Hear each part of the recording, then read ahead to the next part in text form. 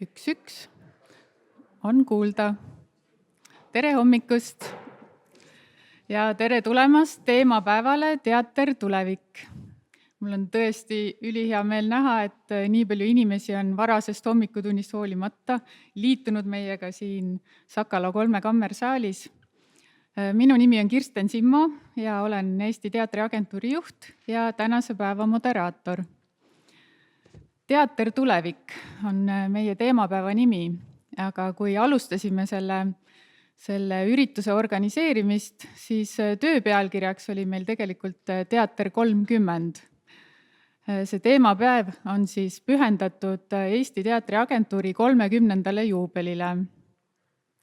Aga mida rohkem me omavahel neid teemasid arutasime, seda päeva planeerisime, siis jõudsime välja selleni, et võib-olla me ei tahagi nii palju vaadata minevikku, vaid tahame ikkagi unistada, mis saab tulevikus, mõelda ettepoole ja seetõttu sai nimetatud teemapäev siis teise nimega Teater tulevik. Alustuseks ma tegelikult tahaksin siiski väikese ajajoone tõmmata ka tagasi, et millest siis kõik alguse sai. Ja alguse sai kõik aastal 1994, kui 9 Eesti teatrit asutasid aktsiaseltsi Eesti Näitemänguagentuur. Esimeseks koduks sai uuel agentuuril Eesti Draamateater ja esimeseks juhiks Külli Holsting, keda mul on hea meel siin ka juba publiku hulgas näha. Ja ülesandeks sellele agentuurile sai autoriõiguste vahendamine nii välisautorite kui Eesti autorite kui ka Eesti tõlkijate. Juba järgmisel aastal 1995 toimus esimene näidendivõistlus. Ja näidendivõistlused on üks Eesti Teatriagentuuri tuntumaid brände siiamaani.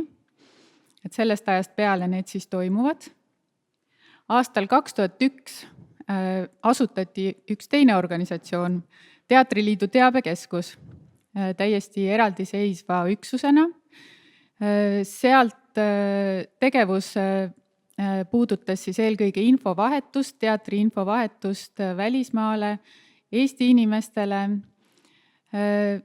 Teatri info teabekeskuse ajast on säilinud veebiaadress teater.ee ja saate kirjutada meile aadressile info@teater.ee. Teatriliidu teabekeskuse ajast kogutakse teatristatistikat, et see sai alguse siis aastast 2004. 2004 on esimene aasta, mille kohta on olemas siis Eesti teatrite statistika ja see kogumine algas siis Kultuuriministeeriumi tellimusel või Kultuuriministeeriumist tuli see esmane impulss, miks seda kõike vaja on. Aastal 2007 küpses plaan 2 eraldi asutust omavahel ühendada ja liitusidki Eesti Näitemänguagentuur ja Teatriliidu teabekeskus ja moodustus uus sihtasutus Eesti Teatriagentuur. Ja asutajateks olid siis Eesti Teatriliit ja Eesti Etendusasutuste Liit. Sellest ajast jätkusid kõik juba varem alustatud tegevused, aga tuli ka uusi tegevusi. Nimelt, aastal 2008 sai alguse Teater Kriips sari, et seesama sari, mille raames me siis tegelikult täna ka siin kokku saame. Neid üritusi on toimunud igal aastal 1 või 2 ja neid on tõesti juba päris arvukalt kogunenud. Aastal 2013 sai alguse Eesti kaasaegse etenduskunsti esitlusfestival. Varem kandis see nime Draamamaa Weekend, et sellest ajast peale siis tutvustame väliskuraatoritele Eesti kõige uuemat teatrit. Aastast 2016 asus agentuur korraldama dramaturgide talvepäevi, et alguses oli see siis tõesti dramaturgide talvekool, nüüd kannab see nime dramaturgide suvekool, aga jätkub tänase päevani. Ja aastal 2017 alustas agentuuri juures tööd teatriterminoloogia töörühm. Ka see tegevus kestab siiamaani, tänaseks on ära kirjeldatud juba üle 120 teatrialase termini, mis on siis kättesaadavad nii Teater.ee kodulehe kaudu kui siis ka Sõnaveebist. Loomulikult neid tegevusi on olnud agentuuril palju rohkem, kui ma jõuan neid siin praegu lühikese ajaviivu hetkel üles loetleda. Võibki öelda, et agentuur on tegelikult tahtnud olla kogu aeg natukene midagi suuremat või natukene midagi rohkemat kui meie põhitegevused. Ja see on ka õnnestunud. Ma tahan tänada kõiki oma praegusi ja endisi kolleege, kes seda tööd on teinud, neid tegevusi ellu viinud. Aga nüüd vaatame tulevikku. Ja tänase päeva alguses ma kutsungi siia meie ette esimeseks ettekandeks Eesti Teatriagentuuri finantsisti Guido Viigi, kes vabal ajal tegeleb ka tulevikuuuringutega. Tal on oma blogi Futurist Guido Viik ja tema artikleid on trükitud ära Eesti Ekspressis, et ka sealt võite lugeda tema mõtteid. Isegi viimasest Ekspressist leiate üht-teist, aga täna ta siis vaatleb futuroloogi pilguga, milline võiks olla Eesti teatri tulevik.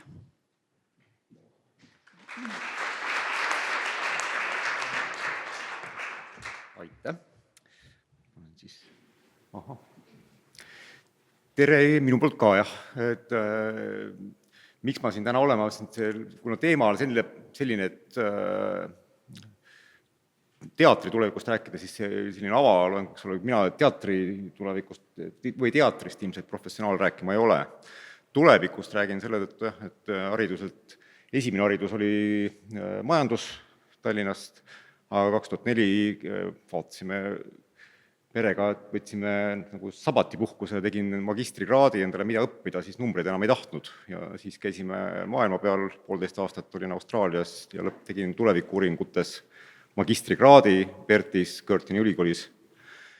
Harva esinev eriala, tahtsingi midagi muud saada, midagi sellist, mis ei oleks nagu selles igapäevases töös ja kogu aeg seoses ja annaks nagu laiema vaatepunkti.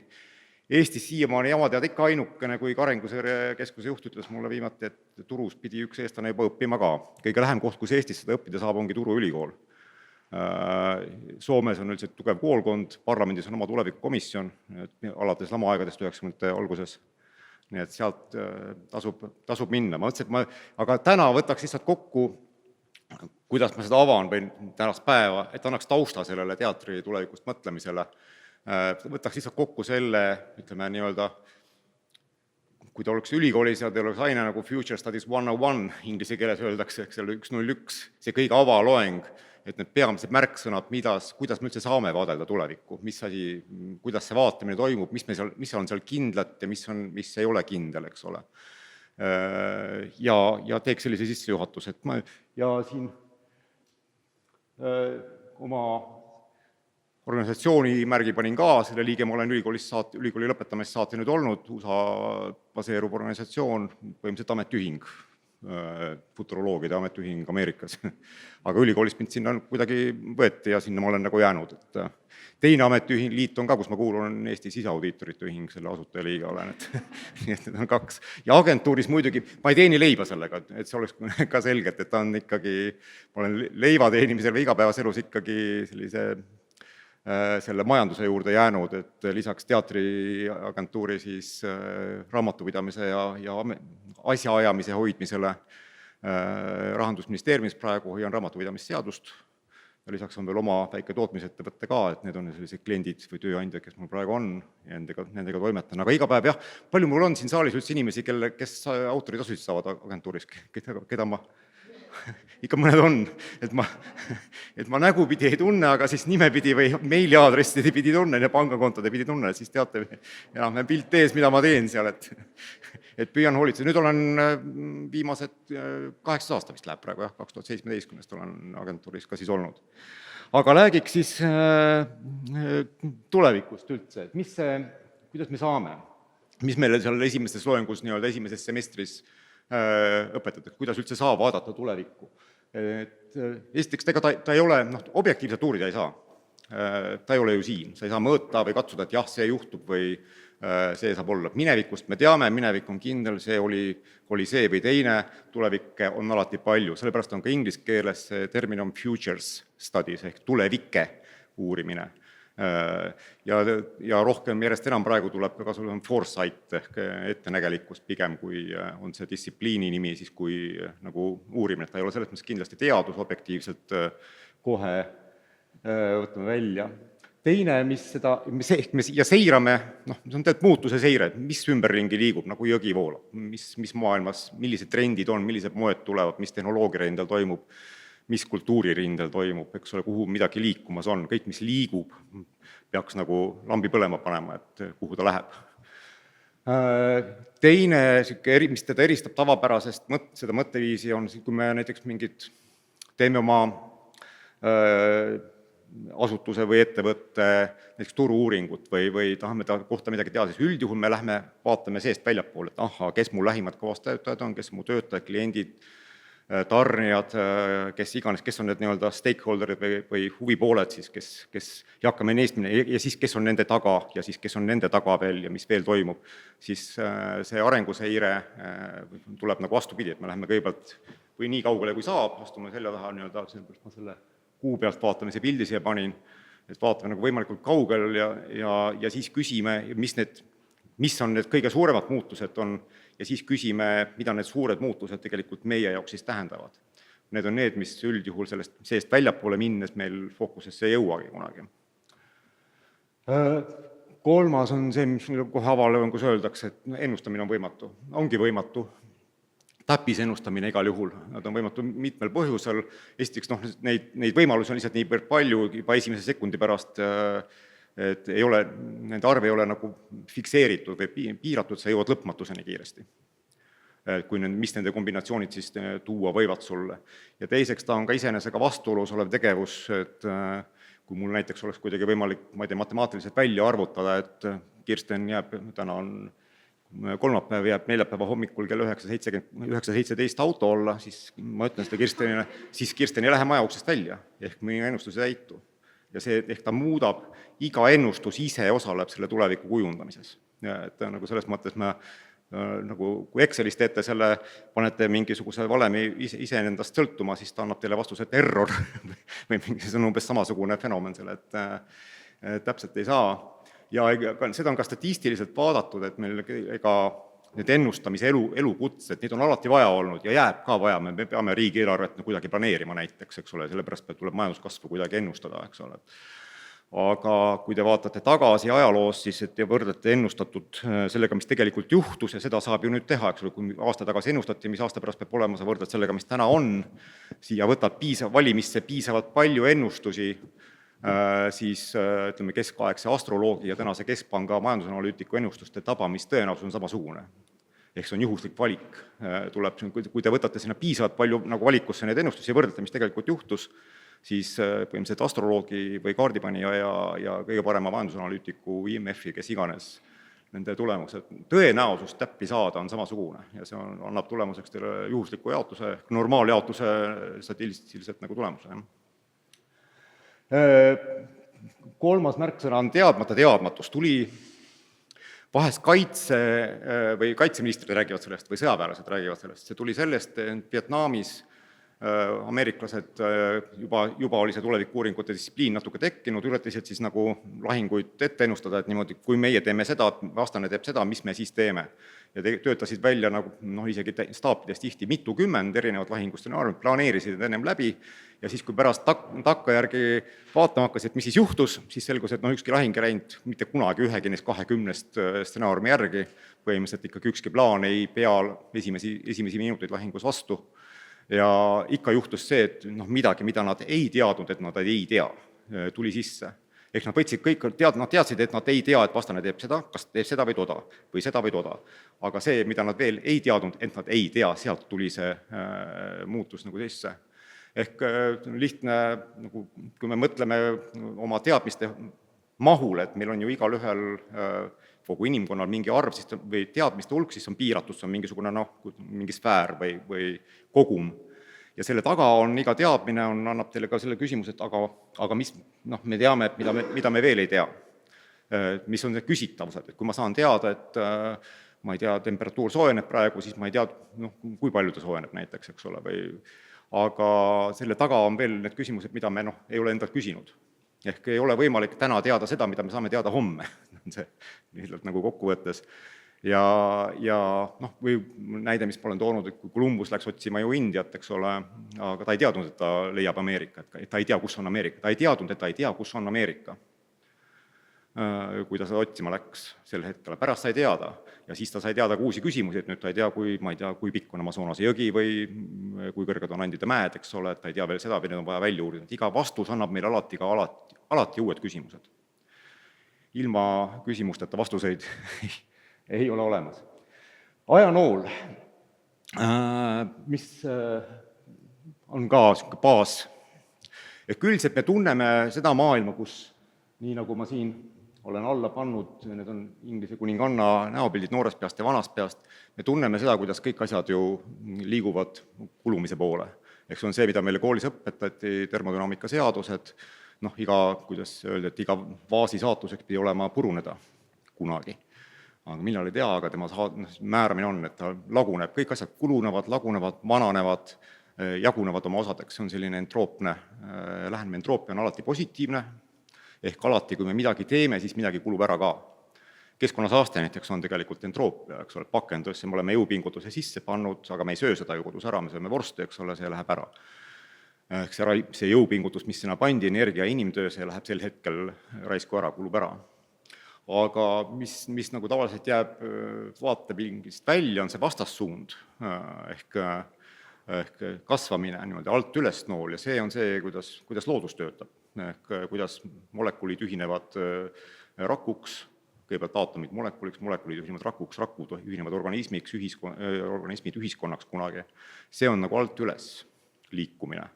Ehk see on siis, vahe on see, et kui esimene alt alla on entroopne liikumine, teine on emergentne, need on niisugused halvad sõnad, aga keerulised, aga üks on alt üles ja teine ülevalt alla ja need töötavad alati koos.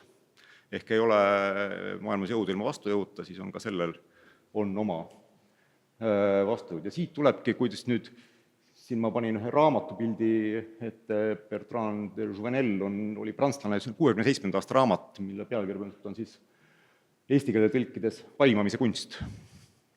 Kes võttis, on üks selle tulevikuuuringute baastekste, mis nagu kohustuslikuks kirjanduseks õppima minnes tõenäoliselt tuleks. Ja läheb ja tegelikult siis me uurimegi tulevikku nagu selles mõttes, et ennustamine on võimatu, sellest on see on nagu aktsioom ette, aga me tegelikult tegeleme tuleviku uurimisega iga päev. Kui me näiteks siin pildi peal ületame tänavat, me ju vaatame, kas auto tuleb, kas ma nüüd lähen või ei lähe, eks ole, mis ma teen. Et me vaatame seda liikumist, analüüsime liikumist, mis ümberringi toimub ja kujundame oma otsused vastavalt sellele, et kuhu see miski asi siis nagu liikumas on.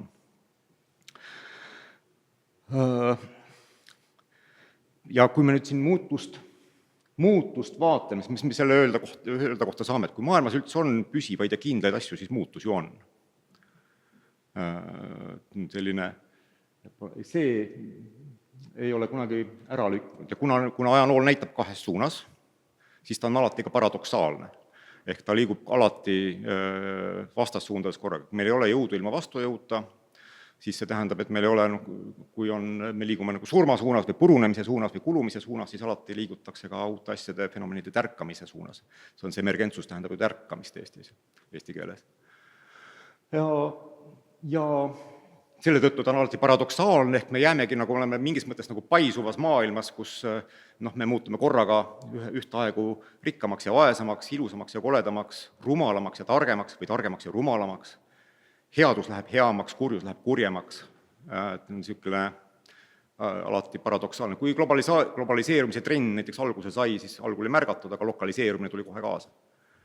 Et meil vaadake, palju meil täna külaseltsi on näiteks, eks ole, neid 30 aastat tagasi ei olnud, kus need tekkinud on.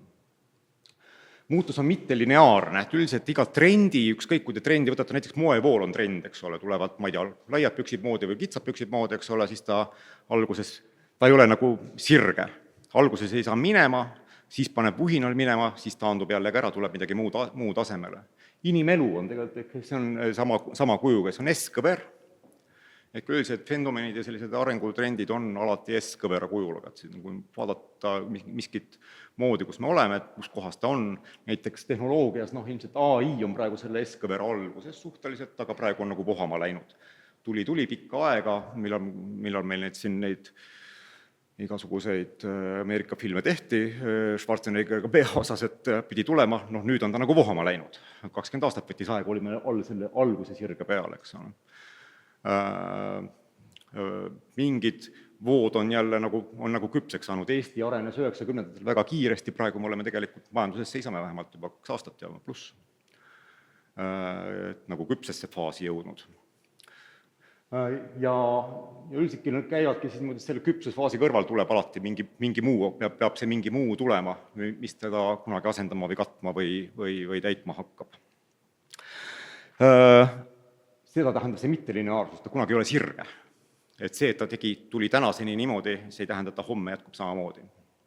Vaid ta alati liigub. See ei tähenda ka inerts ei ole endiselt kuskile kadunud, inerts säilib, eks ole, et on see autoõnnetuse teema, et kui ta sõidab ikka 60 km tunnis, siis ega ta järgmise meetri pärast seisma ei jää. Et ükski ja trendidega on natukene sama lugu, eks ole. Neutraalne tähendab seda, et selle teadmatuse horisondi tagant, need asjad, mis me ei tea, muidugi tuleb sealt ohtusid, me neid näeme iga päev. Lõpuks sõda on valla pääsenud isegi jälle ja tuleb ohtusid, aga sealt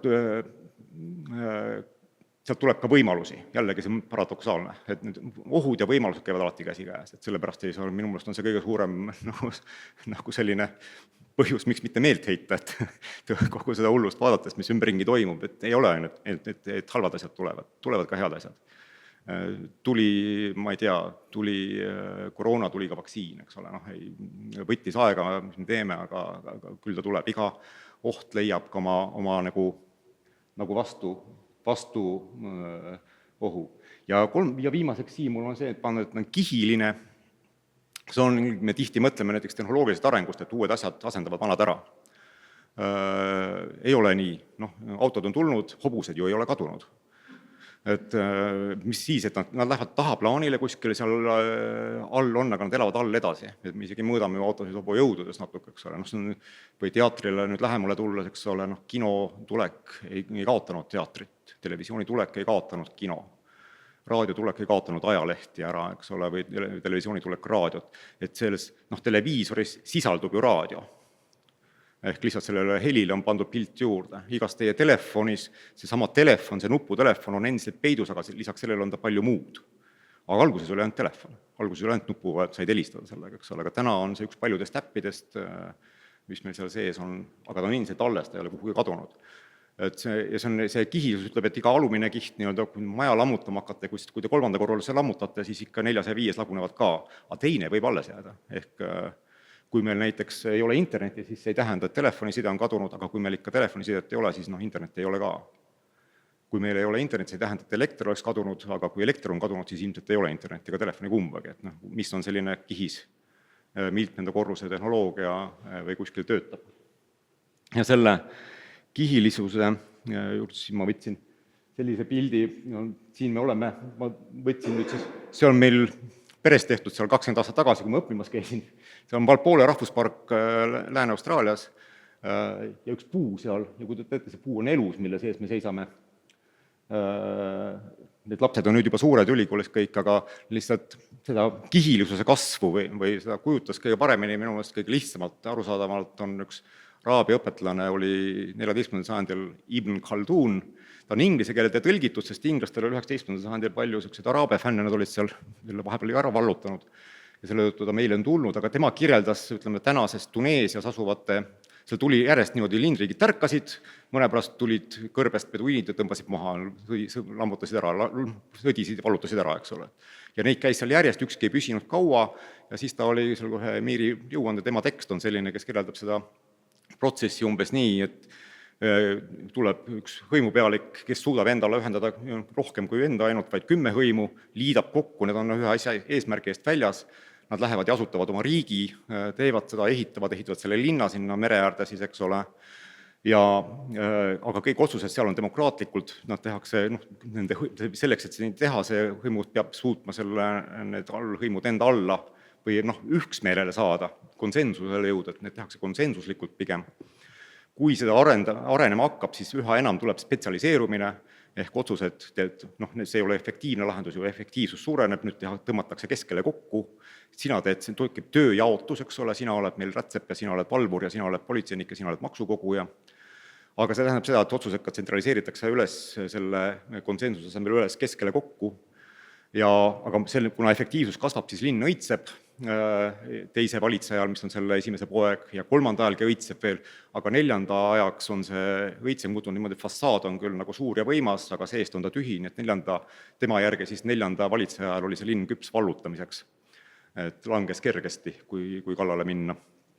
Ja selle puudega on natukene sama lugu, eks ole, miks ma siin olen selle näidanud, et kui toimub seest õõnestumine, need on ühiskonnas praegugi tavapärased protsessid, eks ole, kes just ütles mul väga hästi, et maailma suurtes kesklinnades on üha rohkem kallis kinnisvara, üha vähem kodusid. Tallinna vanalinna kohta saab ilmselt sama öelda natukene. Londonis jooksis mul radaline uuring Londoni Citysse, kõige kallim pangandustsenter, seal on elu teisipäevast neljapäevani, mobiili andmeside järgi vaadati, palju siis kõnesid tuleb või liigub seal. Ülejäänud asi on kodukontorites, mis tähendab, et 4 päeva nädalas see linn, see kesklinn on tegelikult tühi, seal ulub tuul, suuresti, vähem või rohkem, see oli mustvalge lähenemine, aga inimesed olid seal kohal põhimõtteliselt teisipäevast neljapäevani. Ja see paneb linna planeerijad muidugi suhteliselt kukalt sügama, sest et sinna on vaja elu tagasi tuua, kodusid pole, aga kinnisvara on nii kallis, et seda naljalt ei müü, siis ta ongi lõhkise küna ees natukene. Meil on palju väiksemas tasandis, vanalinnas on minu meelest sama pilt natukene ja räägime siin ka ju, kui me valglinnastumine tähendab keskelt välja, et see õõnestumine, hollowing out on ingliskeelne termin, on üks protsess. Siis ma panin juurde, et võtsin sealt, vaatasin Rahvuspargi kodulehel oli pildid olemas, need 12 pilti on sealt võetud, et need on siis, puu on täitsa elus, aga seest on 3 meetrit, võib auto sisse sõita, tühja ruumi, ta on tühjaks jäänud. Ja kui ma selle nüüd kokku võtan, siis selle õõnestumise juures, et lihtsate tegelikult lausetega, eks ole, et ega me minevikku pole selles mõttes ajalugu ei ole mõtet uurida, me ei saa ju muuta, me eilsest tegime midagi halvasti, ei ole mingit mõtet seda uurida, sest me ei saa seda enam tagasi, mul on lumi läinud. Meil pole mingit mõtet raamatupidamise aruannet koostada eelmise aasta kohta, sest me ei saa ju seda enam muuta, koostada. Aga ainuke vajadus või põhjus, miks me seda teeme, on see, et meil oleks informatsioon järgmiste tuleviku kohta otsuste tegemiseks. Sest tulevik vähemalt teatud määral on meie kujundamisel avatud, erinevalt minevikust. Minevik on täiesti suletud, aga tulevik vähemalt osaliselt on. Ja ennustada, jah, ma ütlesin enne, et ennustamine on võimatu, loomine üldse mitte. Eks ta on jätkuv koosloomeprotsess, ja seal ei ole laevas, minu meelest ei ole ühte kaptenit, kes ütleb, et nüüd teeme kõik, lükkame sinna poole, et eks me kõik Eestis miljonikesi ja maailmas 8 miljardikesi seda tulevikku loome. Et ta on koosloome tulemus, täpselt nii hea või halb, kuidas me seda koos luua oleme siis nagu suutnud, aga luua me seda kindlasti suudame ja siin tuleks selle minu lemmikdefinitsioon, mis me sealt koolist kaasa selle tuleviku uurimise kohta ongi siis see, et ta on distsiplineeritud süstemaatiline unistamine. Ehk ei ole mõtet unistada, et suudan konna, siis saan rikkaks või see ei aita, aga kui me vaatame, ütleme, kuhu need ümbritsevad, need suured trendid nagu liikumas on ja siis kujutame ette mõned maailmad, mis need meile tuua võivad ja siis mõtleme läbi oma strateegia, mis peaks siis töötama kõigis nendes 4 või kõigis nendes maailmades, eks ole, siis selleks nagu valmistumine ja võimaluste püüdmine, just nimelt ka nende ohtude vältimine ja võimaluste püüdmine, mis me sealt saame, see on see, mida see arenguseire või ettenägelikkus meile toob. Täpselt sama, kui me seisame üleküüraja eest, üle tee minnes ja vaatame, kas me tohime nüüd peale astuda või mitte, kas tasub teha järgmist sammu või mitte teha või kuhu astuda. Et see on ka see, milleks teda nagu ärimaailmas või miks Ameerikas selline organisatsioon on, milleks teda kasutatakse. Kõige tuntum edulugu oli Shell kunagi, kust ka asjad alguse sai 60-ndatel, kus neil oli, nad teevad stsenaariumi, kirjeldavad, vaatavad, kuhu trendid liiguvad, kirjeldavad nende pealt mingid maailmad ja siis kasutavad seda kirjeldust nii nagu tuuletunnelit auto arendamisel. Et vaadata, kuidas ta nendes maailmades vastu peab, kuidas mu firma, minu ettevõte, minu riik sellistes maailmades vastu võiks pidada. Ja unistused tõesti muudavad maailma, muudavad ka reaalselt, sellepärast et see ongi, me tegelikult siis need head asjad, juhtuvad need head asjad, mida me nagu tahame, et juhtuksid, ehk ja me hoiame ära need õnnetused, mida me ette näeme oma unistustes.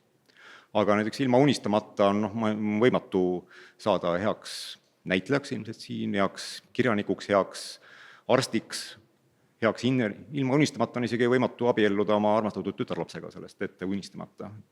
Ikka üks käib ees ja teine käib taga järgi. Laias plaanis, kui ma tulen nüüd teatri poole või siis kultuuri poole siin nüüd laiemalt, siis ütleme nii, et valgustusajastu Euroopas oleks olnud võimatu ilma renessanssita. Renessanss käis ees ja siis tuli valgustusajastu ja siis tööstusrevolutsioon, mitte vastupidi. Kasvavad nagu üksteise peale, annavad unistused, annavad selle suuna, kuhu meil minna. Ja selles mõttes nende unistuste looja minu poolest nagu teater Eesti kultuuriruumiski väga palju ju on.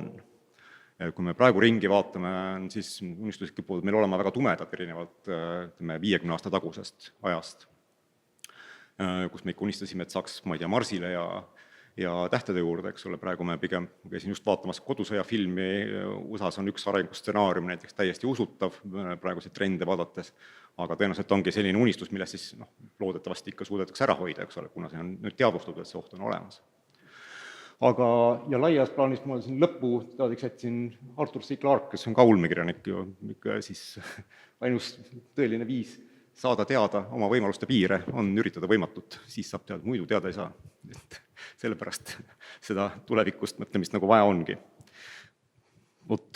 Aga minu poolt praegu ma rohkem juttu ei räägiks, äkki siis küsiks.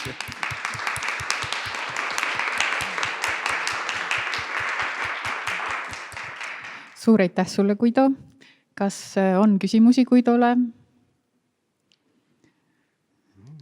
Konkreetseid unistusi, ennustusi? Ma küsin siis võib-olla ise, et sa ikkagi tunned Eesti teatrisüsteemi päris hästi, lisaks oled ka ise päris aktiivne teatrivaataja. Et mis suunas sinu unistused ikkagi teatri kontekstis liiguvad? Minu mõelest meil oli, ma just mõtlesin selle puu näite puhul Eesti teatri poole, et täpselt, kui need sisemised keskmised asjad on korras, siis sinna peale saab ehitada. Kui alumised korrused on korras, siis peale saab ehitada. Et kasvavad uued asjad, kasvavad alati vanade peale ja ümber. See on nagu aastarõngad puul. Selles mõttes ma selle puu näite tõin. Ja Eesti teatri puu ei ole sees tühi. Ma vaatasin, mul oli just aruannetest, kontrollisin eile kodunt järgi, meil on Georg Meri autoriõigused on niised Shakespeare'i tõlgetega kaitstud Eestis, meil jookseb praegu Eesti teatrides 5 Shakespeare'i lavastust. Ja see on see juur, eks ole, see on see tüvi paasteks. Ja kui need on nagu tugevad, siis selle peale saab ehitada, ma ei tea, Renate Keerdi näiteks või kõiki neid eksperimentaale ja katsetusi. Ja see areng, see käibki katsetuste moodi. Üks startupi omanik kunagi kirjeldas kuskil, mulle ei meelda kuidas startupi ärimajandus toimib, nad käivadki, nad kujutavad ette, et ma olen nagu vangimüürides ja siis sa käid ja katsud neid kivisi ja siis kui sa avastad ühe kivi, mis natukene loksus, siis tulge siia, siit läheb ja siit murtakse läbi ja siis ta läheb jälle, siis leitakse midagi uud, aga see nii kaua sa katsetad. Ja katsetad, mis töötab ja mis ei tööta, natukene liigud edasi, et seda katsetamist ei tohi kindlasti karta. Aga vundament, ma arvan, et meil on tugev, minu mõelest küll vähemalt, et see puu ei ole üldse mitte õõnes, nagu see looduslik puu oli, see peab olema ka tugev. Et ongi, mingis mõttes läheb maailm nagu järjest keerulikamaks, eks neid kihte tuleb ju juurde, mis väärivad ja vajavad hoidmist, eks ole. Ja samas uute kasvamine tähendab katsetamist või proovimist, mis töötab, mis mitte, eks ole. Et ma olen optimistlik igal juhul. Tuleb uusi võimalusi ka, ei ole ainult ohud igal pool. Aitäh! Ja üks käsi tõuseb, annan hea meelega mikrofoni. Aitäh ettekande eest. Küsin nõnda, et kuidas tundub, et kus Eesti selline tüviteater täna sellel S-kõveral paikneb, kas ta on nagu tõusu tiputeel või ta on jõudnud mingisugusesse mugavasse punkti või stardib kuskile, et kuidas me S-ile võiksime selle paigutada? Aitäh!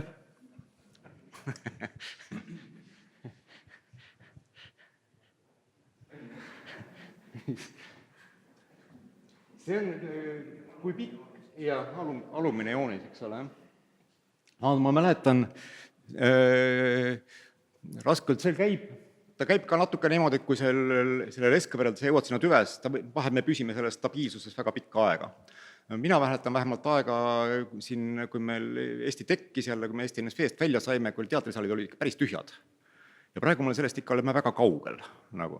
Ja tõenäoliselt me olime sel hetkel siis mingisuguses lõpus, eks ole, aga kuidagi me oleme saanud selle uuesti ülespoole kasvama mingite järgmiste finantseerimisega. Praegu ma ütleks selle sama näite pealt, et meil on teatrites täna 5 Shakespeare'i, mis on nagu kõige tüvi tekstimi üldse, eks ole, kõige suurem klassika või sellise klassikalise lavastuse, et meil on need nagu jooksmas, seal on saalid täis.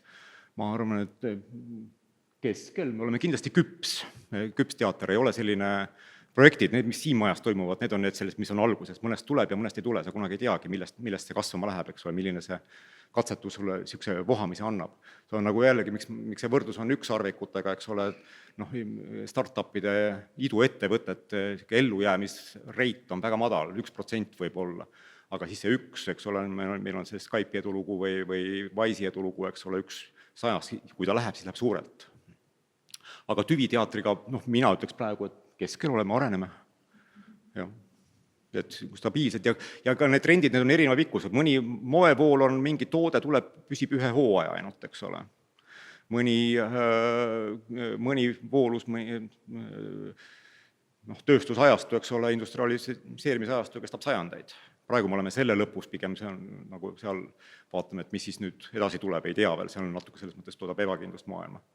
Aga tüviteatriga, ma arvan, praegu on küps faas, ütleks ma. Et tasub hoida, see võib olla ka väga pikk, see ei ole üldse ette määratud nagu lõppema. Ette määratust ei ole, see ongi see, et ise teeme, nii nagu ise teeme, nii on. Nii, aga suur aitäh. Ma arvan, et see oli tegelikult tänaseks päevaks väga hea algus. Siit annab edasi mõelda. Veel kord suur tänu, Guido. Nii, teeme.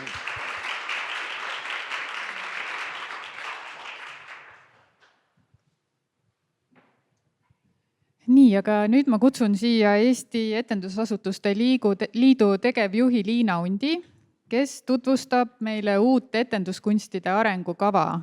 Ehk tegeleme aga jõudsalt tulevikuga edasi, aga võib-olla siis natukene lähema tulevikuga. Ole hea, Liina. Ja, küsimusi ja mõtteid saab alati küsida. Mul on muidugi rõõm, et esiteks tere, head kolleegid. Rõõm on vaadata, et suur osa teist on selle arengukavaga juba seotud olnud. Et tegelikult ma esitan meie ühise töö tulemust. Ma olen väga tänulik Eesti Teatriagentuurile, et oma juubelisündmuses leidis meile selle pisikese aja arengukava tutvustamiseks, sest nii.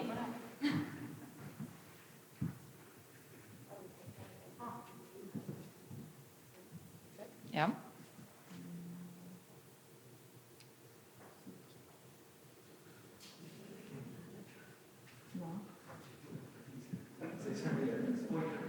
Just. Nii, ühesõnaga väga tänulik Teatriagentuurile selle võimalusest, sest paremat kohta kui üritus, mille nimi on Teater ja tulevik arengukava esitlemiseks, ilmselt ei ole üldse võimalik välja mõelda. Ja kui ma peaks kokku võtma nüüd arengukava põhjalt, milline see tulevik on, siis ilmselt, et tulevik on koostöö. Ja seda ma julgen väita väga mitmel põhjusel. Esiteks, alates sellest, millest lähtudes see arengukava on koostatud. Meie lähtealuseks oli see, et me ei sõnasta abstraktseid tõdemusi, vaid lähtume väga tegevuslikust aspektist. Sellest, mida meie valdkonnana koos oleme võimelised suutelised ära tegema. Et see ei välista koostööd teiste valdkondade, teiste organisatsioonidega, riigi tasandiga, kohaliku omavalitsuse tasandiga. Aga selle taga on tõdemus või kindel arusaam, et vastutus on alati meil endil. Ja sellepärast on arengukava väga tugevalt seotud ka tegevuskavaga. Teine, miks see on koostöö, on see vorm, kuidas see on tehtud. Alguses, ja see on peaaegu aasta tagasi, läks kutse kõikidele laiali. Laua taga istus üle 40 erineva organisatsiooni. Ja esimesel kohtumisel me sõnastasime ühiselt need teemad, mis valdkonda puudutavad. Et need ei ole ülevalt ette antud teemad, vaid reaalselt kasvanud välja meie vajadustest. Alguses oli neid 8, nüüd on need taandunud 6 erinevaks teemaks. Ja edasine tööprotsess nägigi välja niimoodi, et nendel kohtumistel me töötasime teemarühmade või laudkondadena, kus iga teemaga said tegeleda need organisatsioonid ja need inimesed, kes tundsid, et see kõnetab neid kõige rohkem ja nad saavad ja tahavad sellesse panustada. Mulle meeldib, kuidas Gert Raudsepp ütles nende teemapüstituste kohta, et see on meie hetkeideaalide peegeldus. Ja ei saa salata, nüüd vaadates tulevikku, mind väga huvitab aastal 2027, kas me oleme oma ideaalidele lähemale liikunud, aga veel põnevam on see, et kuidas meie ideaalid selle aja jooksul on muutunud. Arengukava struktuurist rääkides algab ta sellise üldosaga, kus on muuhulgas seosed teiste olemasolevate arengukavadega, aga need teemad, mis said siis nende 4 suure kohtumise ja väiksemate kohtumiste ajal tegevustega sisustatud, on lühidalt järgmised. Esimene puudutab loomingut, mille lähtealuseks on see, et teatrivaldkonnas peaks olema kõigil vaba loomingulise eneseväljenduse võimalus, see on võrdne, me oleme avatud ja teeme koostööd. Järgmine suur teema puudutas seda, kuidas inimene, kes etenduskunstides töötab, ennast seal tunneb. Siia alla käivad vabakutseliste sotsiaalsed garantiid, see, et kutsestandardiga seotud ametid oleksid võrdselt koheldud kui kõrgharidusega ametid, kollektiivlepingud, omavahelised kokkulepped ja väga olulisena ka meie vaimne tervis. Tegevuseks vajalikud ressursid ja ilmselgelt viitab mingil määral rahale ja siin kaasneb koostöö nii riigi, omavalitsuste kui ka kultuurkapitaliga, aga veel olulisemana just nimelt saades aru oma vastutusest, milline on meie säästlik ressursikasutus, ristkasutus, kuidas me vähendame keskkondlikku jalajälge, kuidas me tehnoloogiat kasutame. Järgmise väga olulise teemana tõstatus rahvusvahelistumine, millel on 2 aspekti. Üks on see töö, mida tehakse aastakümneid Eesti etenduskunstide tutvustamisel rahvusvahelisel skeenel, tekstide tõlkimine, kuraatorite kutsumine, meie festivalid, aga samavõrdselt on oluline, et rahvusvaheline teater jõuaks Eestisse, et säilitada olemasolevaid festivale, et neid tuleks juurde ja oleks võimalik anda ka ühekordseid külalisetendusi. Olulisena tõstatus siin ka näiteks, et etendusasutustes oleks olemas see üks inimene, kes vastutab rahvusvahelise koostöö eest, et see ei hajuks ära. Ligipääs etenduskunstidele hõlmab tegelikult 2 teemat. Ühelt poolt on see regionaalsus, muuhulgas siis koostöö rahvamajadega ja rahvamajade taristu arendamine ja teistpidi siis ligipääs erivajaduse mõttes, et etendusasutustes oleks võimalik töötada erivajadusega inimesel ja samamoodi ka etendustel käia. Ja viimane teema, koostöö haridusvaldkondaga, on ses mõttes hästi kihiline, et siia alla käib teatriprofessionaalide enesetäiendusvõimalused, siia alla käivad teatrikõrgkoolide koostöö ja teatrikõrgkoolide koostöö etendusasutustega. See puudutab nii diplomilavastusi kui ka kaardistust, mis ameteid, mis oskuseid parasjagu etenduskunstide väljal vaja on. Ja tahaks öelda nüüd last but not least, on koostöö huvikoolide ja üldharidusega, mille eesmärgiks on see, et meil oleks teatriteadlik publik ja ka piisavalt inimesi, kes läheks teatrikõrgkoolidesse õppima, ehk siis meie järelkasv. Need on need teemad ja siit edasi siis arengukava mõttes järgneb nende üksikasjalik lahtikirjutus. hüppan siis võib-olla hoopis viimasele, näitan, kes kõik sellele on alla kirjutanud. Palju, pikk. Koostöö mõttes, tulles selle koostöö juurde tagasi, ma arvan, et selle arengukava tegemine, mis kestis peaaegu aasta aega, oli väga hea õppeprotsess, kus põhiline õpikoht oli ka see, et meie ettekujutus koostööst on erinev. Ja ma arvan, et see andis väga hea aluse selleks, kuidas edasi liikuda, sest tegelikult päriselt töö ju alles algab.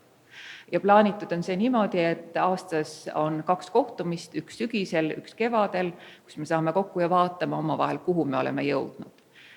Tulles siis tagasi, meil on tegevuskava on seotud vastutajatega, et see ei ole mõeldud ainult abstraktse dokumendina.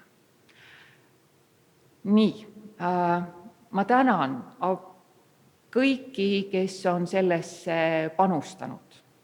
Oma aega, oma energiat, oma häid mõtteid. Arengukava on avatud dokument, kui keegi tunneb, et ta tahab veel liituda nende algatustega, siis on see võimalik, võetagu julgesti ühendust. Ma tahan tänada ka Jorma Sarve, kes aitas meil seda protsessi juhtida ja oli selline väljaspoolt tulev kainestav silm, tahaks selle kohta öelda. Ja eeskätt ma tahan soovida meile kõigile palju jõudu, sellepärast et töö tegelikult alles algab. Minu poolt kõik, aitäh!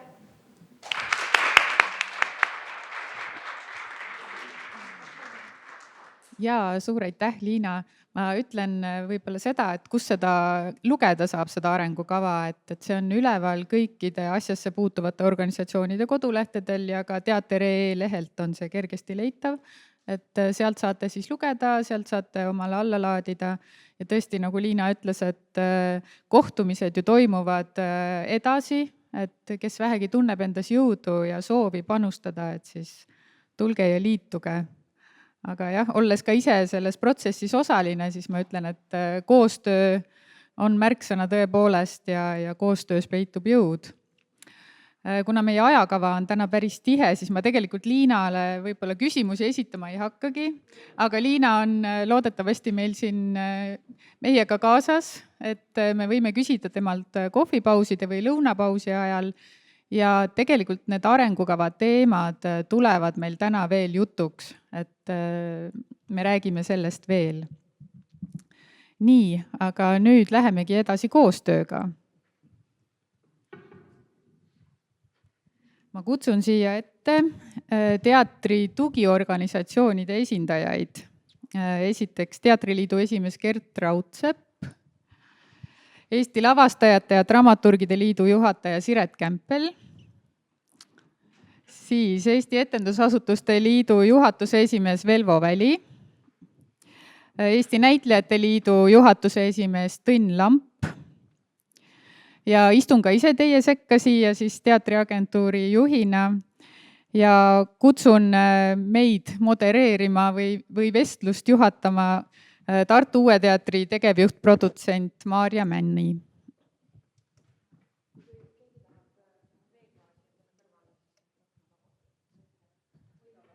Ja millest me räägime? Räägime siis ikkagi koostööst ja teatri tugiorganisatsioonide funktsioonidest tulevikus. See on sees, jah? Aha. Nii, tere! Ma ise mõtlesin küll, et ma ei tule siia täna Tartu Uue Teatri esindajana, et ma tulen hoopis teatriteadlasena. Väga õige. Teatriteadlane Maarja Mänd. Jah, aitäh. Aga tere tulemast kõigile, et siis me pidime vestlema teatriorganisatsioonide tulevikust omavahel. Ja ma mõtlesin, et vestleme siis sedapidi, et selleks, et vestelda tulevikust, peaksime kõigepealt ikkagist natukene siis vaatlema seda, et mis see siis see olevik praegu meil on hästi põgusalt. Et Kirsten küll tegi ülevaate juba oma organisatsiooni olevikust ära, aga et siis teha nüüd selline hästi naiivne sissejuhatus, et kui ma olen selline kultuurihuviline kodanik, siis ja vaatan neid organisatsioone, kes minu ees on, siis ma teatriagentuuri statistikast ma saan teada, et oskan ennast määratleda, et ma kuulun teatri rahva sekka, sest meil on 1 miljon teatrikülastust aastas ja ma saan sealt teada, mis on see kõige külastatavam lavastus. Teatriliidu preemiatest ma saan teada, mis on kõige paremad lavastused. Eesti Etendusasutuste Liidust ma näen neid kõige ägedamaid teatreid, seal on avalik-õiguslikud teatrid, seal on riigi sihtasutused, seal on linnateater, seal on erateatrid.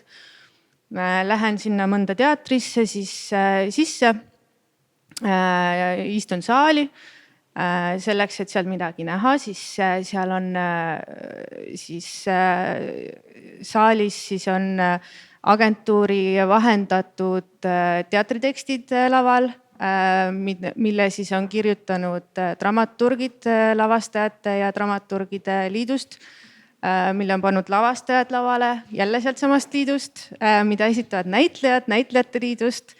Et need on siis kõik need organisatsioonid, kes on esindatud, aga see on selline naiivne vaade, et see ei ole ju tegelikult see, millega teie organisatsioonid tegelevad tegelikult igapäevaselt, teevad palju tähtsamat tööd. Et palun rääkige meile, millega te tegelete. No ma siis, kuna mul on mikrofon käes juba, siis ma alustan. Tervist, mina olen Tõnn Lamp, Eesti Näitlejate Liidu esimees. Millega Eesti Näitlejate Liit tegeleb? No, Eesti Näitlejate Liidul on 580 liiget, neist umbes 480 on aktiivsed. Nendest umbes pooled on palgal riigiteatrites töölepingutega ja umbes pooled vabakutselised. Eesti Näitlejate Liidu eesmärgiks, Eesti Näitlejate Liit on asutatud 3. mail 1917. Eesti Näitlejate Liidu eesmärkideks on Eesti näitlejate ja nende loomingu hoidmine, väärtustamine, kaitsmine ja arendamine.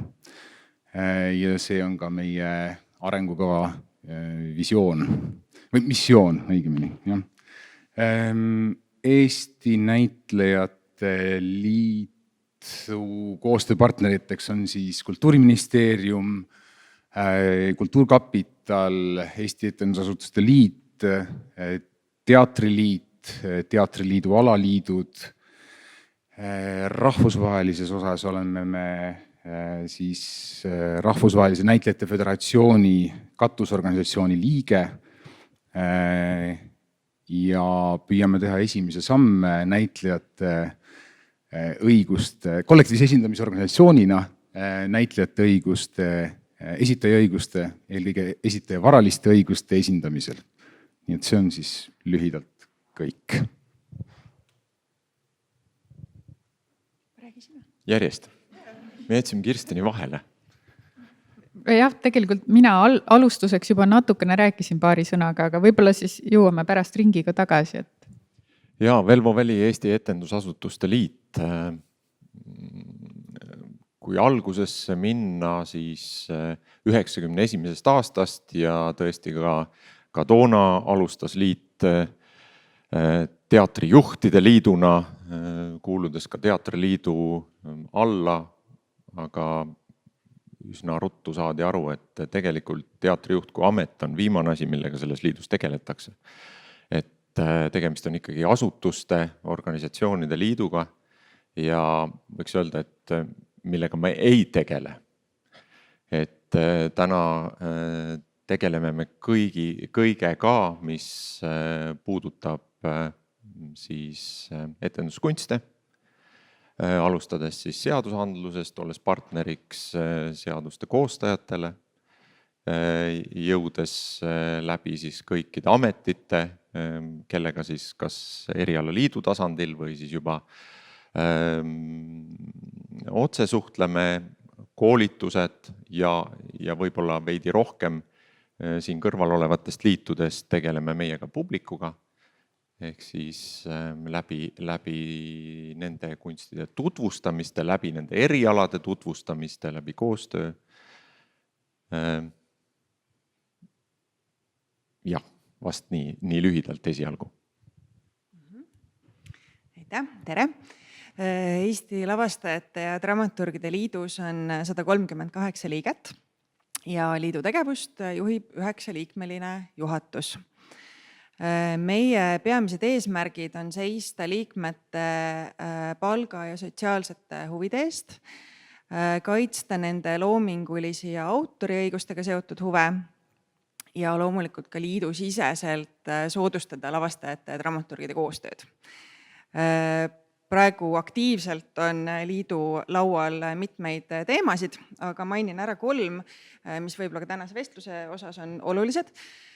Esiteks on praegu uuendamisel raamleping Etendusasutuste Liiduga ja lavastajate raamleping, sellepärast et see leping allkirjastati praegusel kujul aastal 2016 ja teatrimaastik, teatri tegemise viisid ja maailm on muutunud nii palju, et tegelikult on praegu vajadus selle raamlepingu muutmiseks. Teine oluline teema meie jaoks on rahvusvahelised suhted. Siin on meie heaks partneriks Eesti Teatriagentuur ja meil on olnud mitmeid olulisi ja viljakaid kohtumisi eelkõige lähiriikide lavastajate ja dramaturgidega ja ka üks selline on juunikuus tulemas, et väga praktilisel moel viia kokku lavastajaid ja dramaturge erinevatest riikidest. Ja kolmandaks on meil praegu tegevuses selline teema nagu teatris töötamise hea tava. Meie liidus on töögrupp, kes kaardistas küsimustikuga, mis saadeti välja 2 kuud tagasi, et kas Eesti teatris on hea töötada. Kas töökeskkond soosib avatust ja loomingulisust? Mõte selle töögrupi tegevuse alguseks sai sellest, et meile tundus, et tähendab meie kõrvu kuuldusid probleemid, mis me lootsime, et võib-olla enam tänases päevas ei ole probleemid, aga selgus, et need ikkagi on. Ja hakkasime seda küsimustikku koostama ja siis saime aru, et lavastaja on küll võimupositsioonil ja temast võivad lähtuda teatavad probleemid loomingulises protsessis, aga ega lavastaja ei pruugi ka alati olla see põhipaha. Et kaardistasime küsimustikuga seda, et kas on veel, või kuidas üldse suhted toimivad teatri tegemise protsessis. Küsimustikule vastas 124 vastajat ja praegu töögrupp, kelle hulgas on siis Mari-Liis Lill ja Paavo Piik, aga veel mõned meie liidu liikmed, siis teevad kokkuvõtteid ja kui need kokkuvõtted tulevad, siis me kindlasti ka teavitame oma häid kolleege sellest, et kuidas olukord on ja mida me saaksime siis koostöös teiste organisatsioonidega teha, et Eesti teatris oleks hea töötada. Ja praegu minu poolt kõik. Ma lisan siia selle teatri teadusliku detaili, et lavastajate liit loodi 1992 ja dramaturgid liitusid 2019. Nii, ma ei tea, kas ma läbin nüüd Maarja Männi faktikontrolli, aga ma üritan kuidagi. Tere, Gert Raudsepp, Eesti Teatriliit. Ma pean tegelikult alguseks võib-olla meenutuseks tagasi tulema aastast 1917, kui loodi Eesti Näitlejate Liit, mis siis pärast Nõukogude võimu tulekut reformiti Eesti Enese Teatriühingust KUKS ja millest siis sai 80ndate lõpus Eesti Teatriliit ja seoses uute erialaliitude tekkimisega, seal Teatriliidu sees ja ümber ja lähedal, reorganiseerus Eesti Teatriliit selliseks katusorganisatsiooniks, mille siis moodustavadki Näitlejate Liit, Lavastajate Dramaturgide Liit, Lavastuskunstnike Liit, kriitikute ja teatriuurijate ühendus ja nii edasi. Ja tegelikult ma ei hakka neid kõiki tegevusi siin praegu ette lugema, läheks liiga pikaks see asi, aga lühidalt on ju asi selles, et me tegeleme tegelikult kõige sellega, millega erialaliidud ei peaks üksi tegelema, vaid see on see meie kõigi ühine huvi sellel teatriväljal, muuseas ka poliitika, millega me üritame nüüd tegeleda, et see on kõik see sama meie ühine väli, sest et üksinda sipsides vist ei ole mõtet seda teha. Vat, see on kõik vist peaaegu minu poolt. ja Kirsten?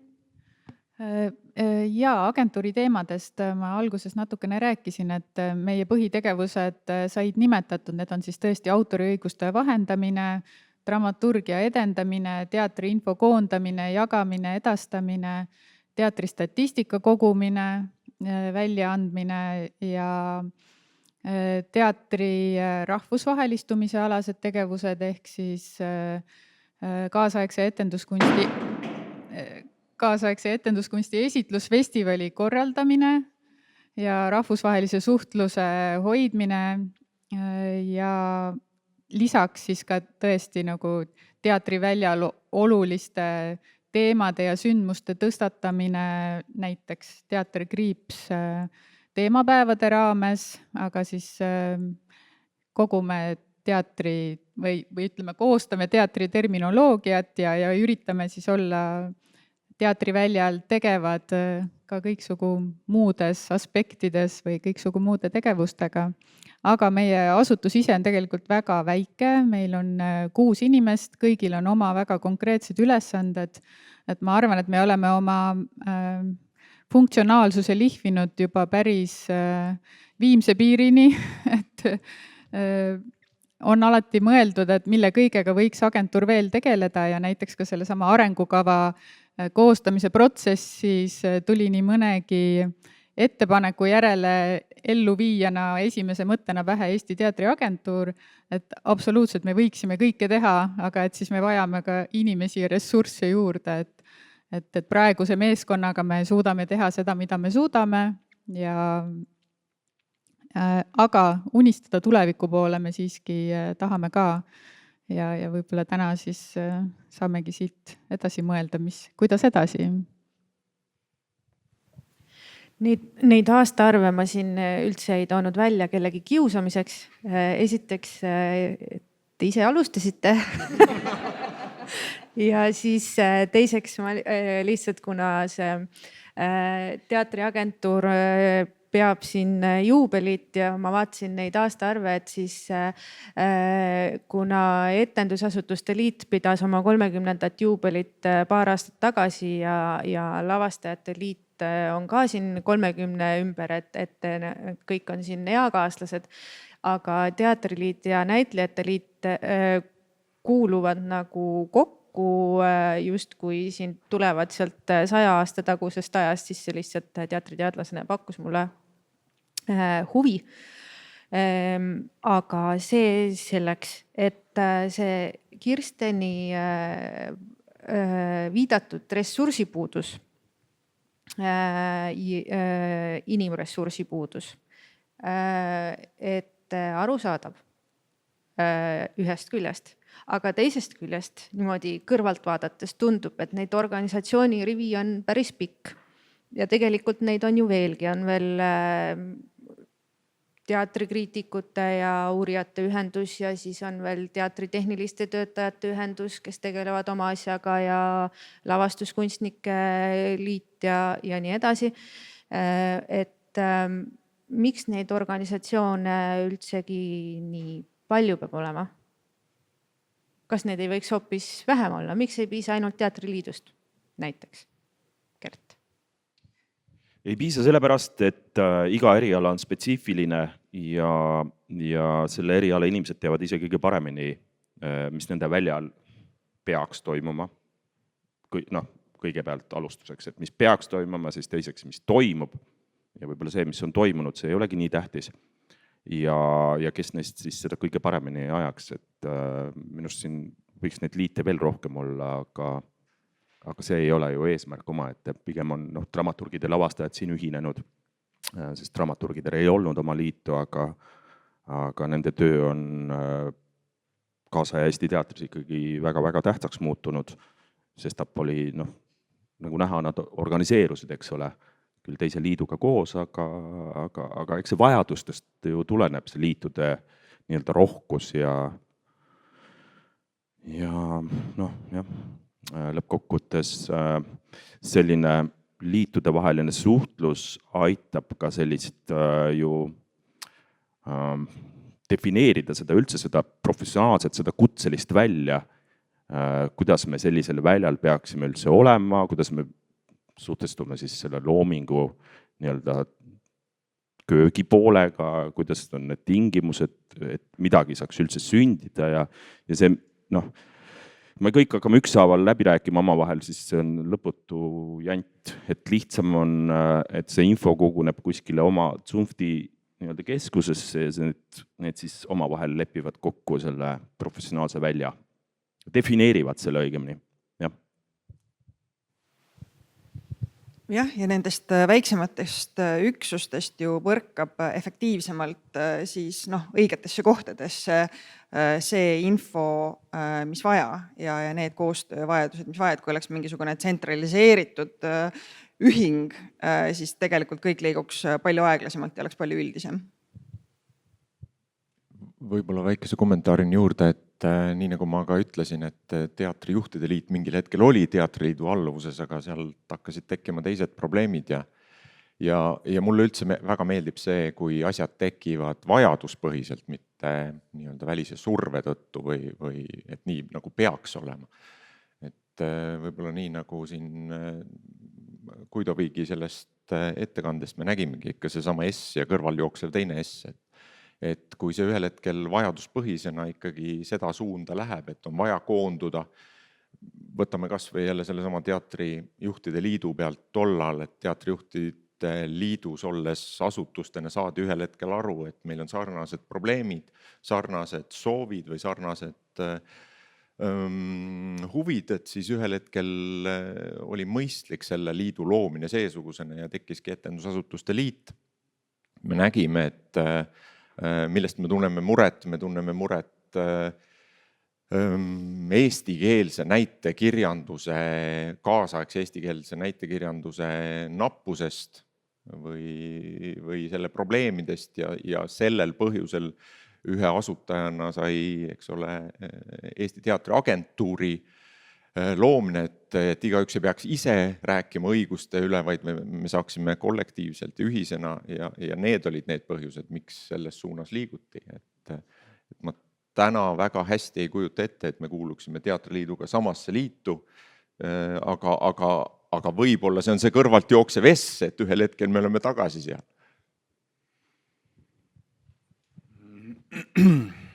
Jah, et kui mõelda, mis oleks selle nii-öelda ühise liidu, kui me kõik oma nii-öelda leivad ühte kappi paneksime, mis oleks selle mõte, võib-olla õnnestuks hoida kokku mingit ressurssi, mille abil oleks luua võimekus, siis luua mingeid uusi võimekusi. Et võib-olla see oleks nagu see mõttekoht siin. Et ma lihtsalt viskan siin selle kirve õhku, aga et mulle väga meeldib, Rootsis on selline teatri- ja filmiorganisatsioon nagu Sennok Film, varasema nimega Teaterförbundet, mis on nüüd juba üle 125 aasta vana, 127, kui ma õigesti mäletan. Ja nemad esindavad kokku siis üle 130 erineva ametinimetuse. See organisatsioon, sinna kuulub üle 8800 liikme, nendest 2700 on näitlejad ja terve rida on filmivaldkonna inimesi, aga see katab kõik siis valdkonnad ära alates kino, publiku, sellest piletikontrollist või saali sissenäitajast kuni siis režissöörideni, lavastajateni. Et see oleks võib-olla selline laiem plaan või laiem nagu mõte, jah, ühinemisel. Ma ei ole kindel, kas ma kohe selle tunni mõttega kaasa läheks, aga samas mina isiklikult ju ka juba esindan ka Eesti Teatriliitu ja Eesti Teatriuurijate ja kriitikute ühendust, et olles liige neis organisatsioonides ka. Ja agentuuri poolt võin siis öelda, et meie tegelikult juba astumegi ühe esimese sammu, nimelt me kolime Teatriliidu majja järgmisel kuul. Et ongi juba tekkimas üks ühisem ja suurem hingamine võib-olla, kuigi Teatriliit meie asutajana on meie nõukogus ka igapäevaselt kohal. Et me ei ole nii kauged üksteisest. Aga ma tahaksin võib-olla ühe mõtte siia lisada, et miks meid ikkagi üldse vaja on, et üks hea tugev funktsioon on ka välismaailmaga suhtlemisel, et igaüks üksinda võib-olla ei jõua igale poole, aga maailm tuleb kohe lähemale, kui sa oled koondunud oma erialaorganisatsiooni ja sa leiad üle piiri siis teise sarnase organisatsiooni ja sul on lihtsam juba ka nagu omavahel suhelda, mõtteid vahetada ja uusi ideid, mida iganes luua, et see on ka nagu üks põhjus võib-olla, miks just on vaja erinevaid organisatsioone. Ja ma ühe asja ütlen siia veel juurde lihtsalt täienduseks, et kui enne oli küsimus sellest, et millega tegeleb näitlejate liit, siis meie üks asi on ka kollektiivlepingute nii-öelda sõlmimine. Ja üks eesmärkidest on sõlmida siis kollektiivlepingud kõigis näitlejatööd puudutavates valdkondades, alates teatrist, filmist, lõpetades dublaaži, audioraamatute lugemise ja kõige muuga. Aga selle Rootsi näite koha pealt lihtsalt neil on aastast 1938 ühiskondlik kokkulepe sõlmida just nimelt kollektiivlepinguid ja see, ma arvan, on õige tee ja see oleks võib-olla selle ühinemise peamine eesmärk ja mõte ka. Üheskoos oleme tugevamad, meid on rohkem, me oleme olulisemad võib-olla ka Kultuuriministeeriumi jaoks, kes mõistab, et valdkonda on vaja panustada. Ja.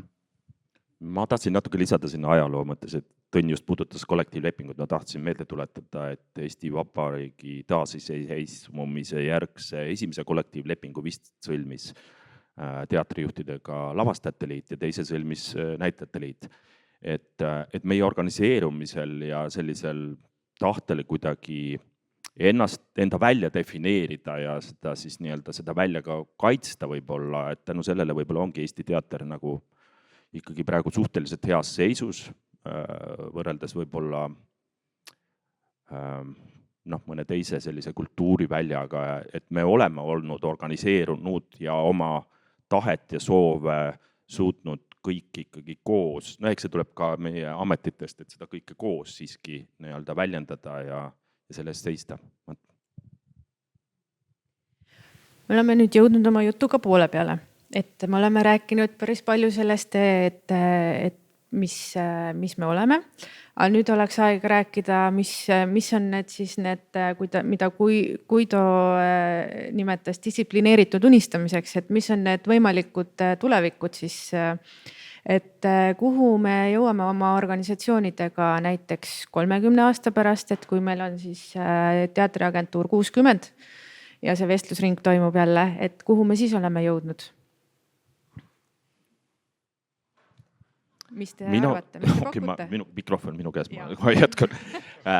Mina isiklikult, kuna lähtun sellest, et mis see teatriliit praegu on, et teatriliit on tegelikult ametiühing, et me kuulame ju TALO katusorganisatsiooni koosseisu.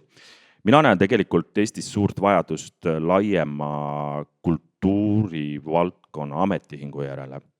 Aga ma ei usu, et see niipea võiks tekkida, sellepärast et ei ole olemas praegu selliseid soodustavaid faktoreid, eeskätt kujutava kunstivaldkonnas ei ole ka nii-öelda neid töökohti olemas, seadusandlus nagu ei luba ka ilma töökohtadeta siin suurt ametiühingu tegemist ajada, aga laiemas plaanis see võiks tegelikult sinna kanti liikuda, et meil oleks kogu kultuuriväljal vähemalt defineeritud need samad asjad, mida meie omavahel väikeste liitudena praegu oleme juba teatrivaldkonnas defineerinud ja etenduskunstivaldkonnas, sellise professionaalse välja kriteeriumid.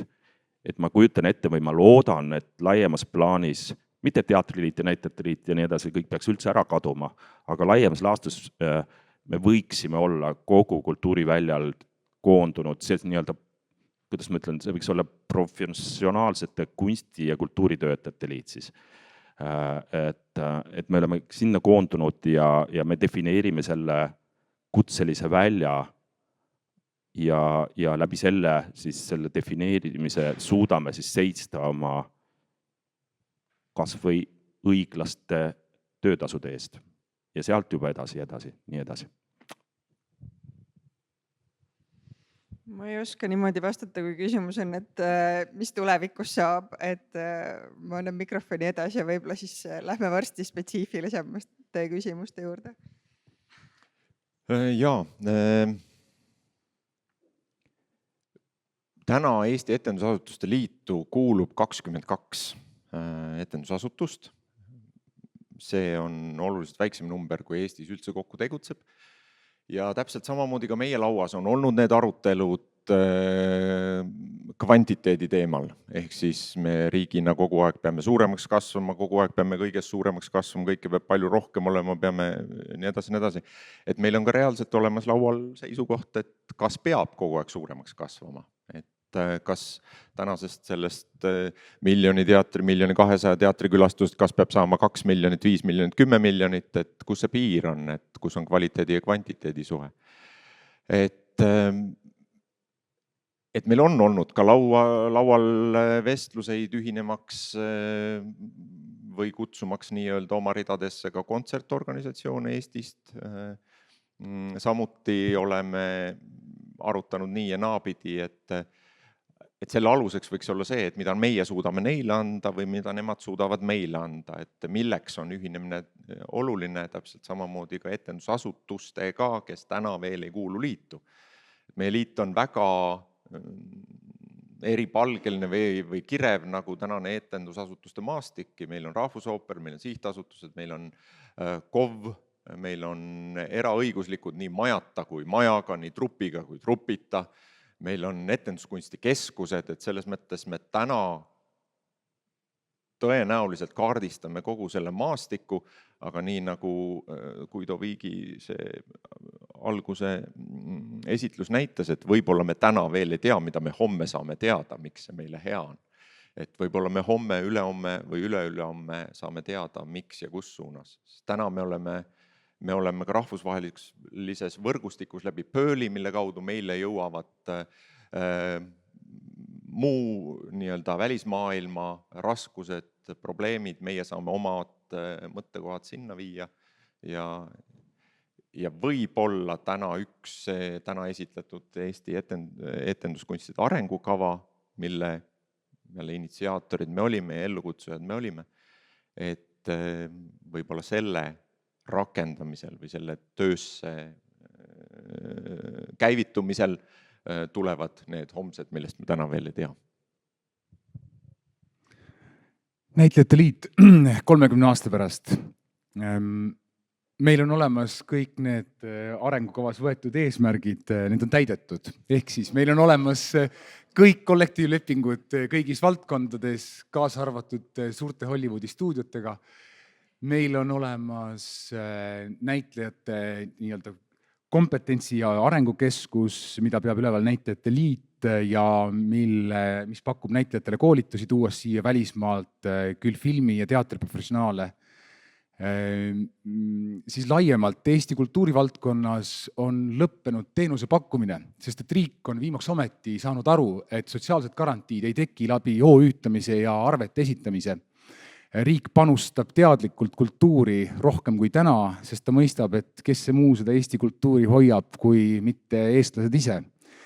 Ja kõigil loovisikutel on olemas sotsiaalsed garantiid, elukestva õppevõimalus, mõistlik pensionisüsteem, et on olemas need asjad, mida meil täna veel ei ole. Ja mina tahaks ka unistada võib-olla siis selles suunas, et kus ma näen, et on ikka potentsiaali veel areneda. Et 30 aasta pärast võiks küll Eesti dramaturgia olla laval üle maailma, igal pool võiks olla Eesti näidendeid teatrite kavades. Eestis alati peaks olema plakatitel märgitud autori ja tõlkija nimi. Igal pool peaks olema autorite ja tõlkijate õigused tunnustatud, kaitstud ja nad saavad väärilist tasu. Mitte peaks, vaid on. Jah, õige, väga õige täpsustus. Kõik on nii. Kõik statistilised numbrid, mida teatri kohta koguda saab, on kokku kogutud.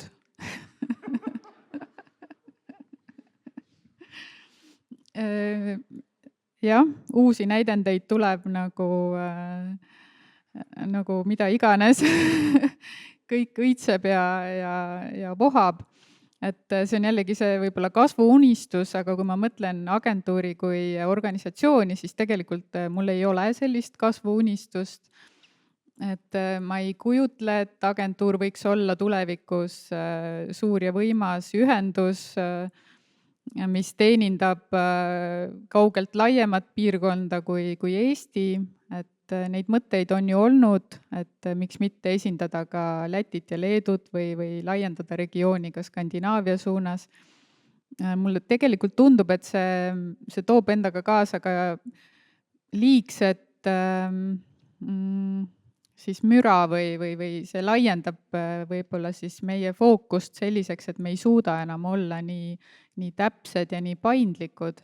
Et ma tahaks, et see agentuuri mobiilne paindlikkus oleks 30 aasta pärast endiselt olemas, et me teeme pigem vähem, aga see-eest väga hästi ja oleme valmis ka järgmisel hetkel avama uusi uksi ja et me oleksime edasi paindlikud, mitte üks suur ja võimas korporatsioon, mis on kaotanud võib-olla siis sellise värskuse, et tahame püsida värsked. Tahtsid öelda midagi? Ei, ma lihtsalt mõtlen siin kolleege kuulates, et kui võib-olla 30 aastat tagasi oleks küsinud, et millest me unistame, siis oleks unistanud suurust, kaugust, kõrgust, ja nii edasi, aga tegelikult Tõnn muidugi unistab sellest, et Eesti näitlejad Hollywoodis ja üle maailma ja Kirsten näitekirjandusest samuti, aga see, et me tänases päevas vaadates tulevikku mõtleme sellest, et tegelikult võib-olla mingid piirid on saavutatud ja et eesmärk ei ole enam distantsid ja mahud ja kvantiteet, vaid hinnata seda, mis meil on ja mõelda, et kuidas selles mahus võib-olla edasi sügavamale. See on huvitav järeldus lihtsalt praegu. Ma ühe täienduse ütlen veel siia juurde, et Eesti Näitlejate Liit kui kollektiivse esindamise organisatsioon on 30 aasta pärast sõlminud ka kõik vajalikud välislepingud rahvusvaheliste kollektiivse esindamise organisatsioonidega, mis esindavad näitlejate esitaja varalisi õigusi. Jah, aitäh. Tegelikult ma natukene lootsingi, et te vastate nii, nagu te vastasite, sellepärast, et kui te kõik nagu eraldi oleksite tahtnud nagu maailma laiali joosta ära ja hästi suureks paisuda, et siis ma ei oleks osanud siit kuhugi selle jutuga edasi minna. Et ma mõtlesingi, et siit edasi see jutt võikski olla selline, et tegelikult me olemegi ju selle 30 aastaga jõudnud nagu sellesse punkti, et me oleme nagu saavutanud, me oleme nagu valmis saanud või selles mõttes, et me teame, mis me oskame ja mis me tahame ja nüüd tahaks nagu süveneda või mitte süveneda või kuidas ma nüüd ütlen, et tahaks need uksed lahti teha ja tahaks kõiki neid võimalusi kasutada, aga jääda nagu iseendaks samas. Et nüüd olekski aeg nagu teha seda koostööd kuidagi väga hästi. Et minu küsimus, see spetsiifiline küsimus, mida sa, Siret, ootasid, ongi see, et kas siit edasi oleks mingi järgmine tasand, kuhu tõusta, et moodustada mingi veel suurem jõuõlg, kuhu teatrit viia või et me oleme teinud selle arengukava nüüd selle aastaga küll 4 aastaks, aga kas me saame nüüd mõelda, mida me saaksime koos teha nüüd järgnevate aastakümnetega?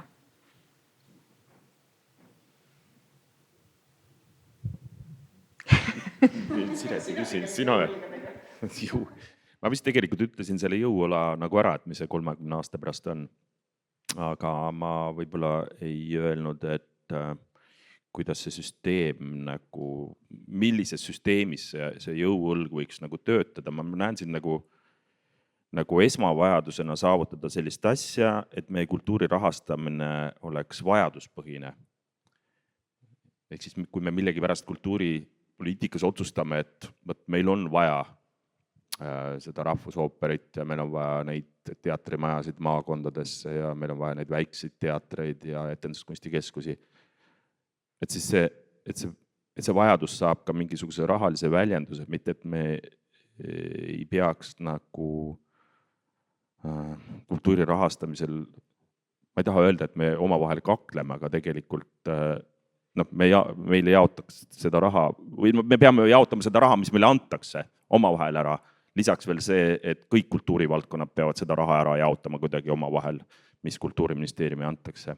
Ehk siis ma nagu jõuõlana me peaks suutma jõuda sinna, et kogu kultuuri rahastamine oleks vajaduspõhine. Lihtsalt. Siis muutuks nagu mingis mõttes nagu mõttekaks ka selline sõna, nagu on kultuuripoliitika. Nagu päriselt, et see täidetaks päriselt selle sisuga. Ja siis me saame omavahel arutama hakata, et millist asja meil vaja on ja arengukavad lähevad nagu kuidagi selliseks, et me peame oma arengut põhjendama hakkama ja nii edasi. Ma ei tea, kas ma vastasin sul selle jõuõla suhtes või ma on juba segast. Üsna keeruline pakkumine praktiliselt, ma arvan, mitmes mõttes, selles mõttes, et sa ütled, et võiks olla vajaduspõhine, aga kes on siis see tarkade kogu, kes määrab, et mis see vajadus täpselt on või kes selle suuna paika paneb, et praegu näiteks on teatrite rahastamisel, see rahastamisvoor, kus nüüd oli komisjon ja komisjoni liikmed pidid vastu võtma keerulisi otsuseid, punktisüsteemid ja nii edasi, et vist ei ole väga palju inimesi, kes ka selle süsteemiga lõplikult nõus on, et kuidas sina siis näed, et kes selle vajaduse määrab näiteks? Me ju kõik professionaalsel väljal saame aru, mis teater on nagu väärteater, mis vajaks toetamist ja mis ei ole ja mis ei vaja toetamist. Kui meil on ühel aastal paneb mitu erateatrit uksed kinni, ütlevad, teevad pausi või panevad lõplikult kinni, siis on ilmselge, et see raha sellelt väljalt võib ju ära kaduda kuskile mujale, kus seda rohkem vaja on.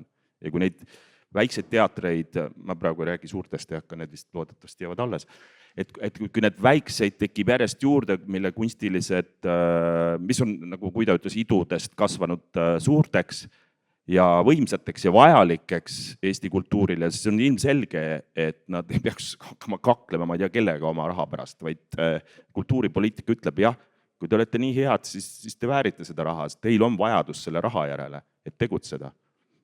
Ma ei tea, see on nii lihtne asi, et on nagu ju...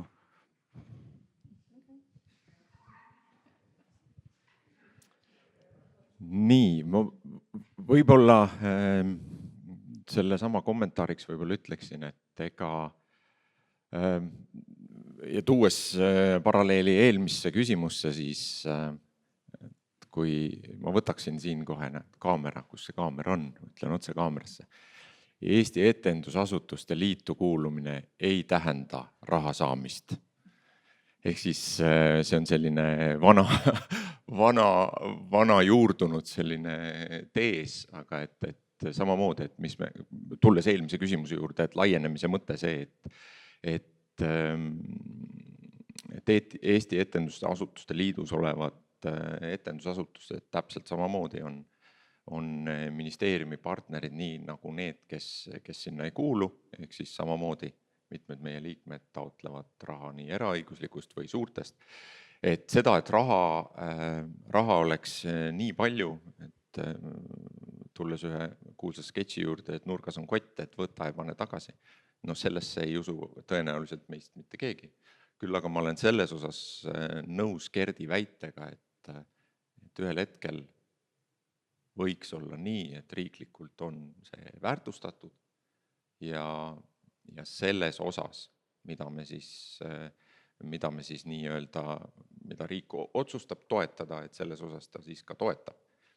Et ei ole see, et laua keskel antakse 100 inimese peale päts leiba ja kõik peavad söönuks saama. Aga mina ei tahaks üldse seda raha teemat edasi minna. Mina tahaks hoopis seda teemat edasi minna, et ma loodan, et me oma sees suudame väärtustada ja ma väärtusest võtan praegu raha üldse välja. Et oma sees suudame väärtustada iga loojat, iga indiviidi ja omavahelist koostööd, et me lavastajana väärtustame kõike seda, mis on näitlejal, me näitlejana väärtustame kõike seda, miks on lavastaja, miks on näitekirjanik ja miks on tehnilised töötajad, ehk siis mis ei ole, nemad ei ole sugugi mitte see klass number 2, kes tuleb siis looja järel, vaid nad on kõik selle jaoks vajalikud selles protsessis, et protsess kõik liiguks ühes suunas, me kõik töötame selle nimel, et õhtul, ütlen suvalise kella, õhtul kell 7 lähevad uksed lahti, valgus süttib, publik tuleb saali ja tekib see miski, mille nimel me teatrit teeme. Et ma tahaks loota, et me suudame selles osas väärtustega edasi minna ja selle juures säilitada, mis täna on hetkel tulnud ju igal pool, õnneks väga jõuliselt esile tõusnud, see vaimne pool, et me suudame selle juures jääda kõiks terveks, õnnelikuks.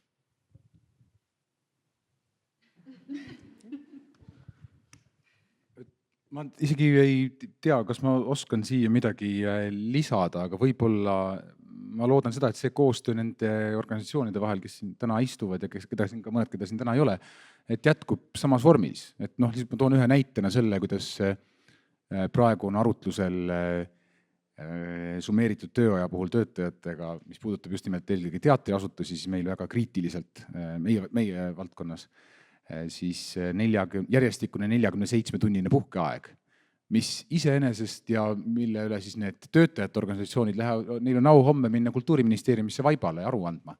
Aga siin me oleme teatrijuhtidega ühes paadis tegelikult, et muidugi mitte ükski töötaja ei tahaks ju, kellel oleks midagi selle vastu, kui ta summeeritud tööaja puhul saaks 47 tundi järjestikust puhkeaega vähemalt 1 nädala jooksul. Aga see lööks kogu meie teatri nii-öelda maastikku uppi.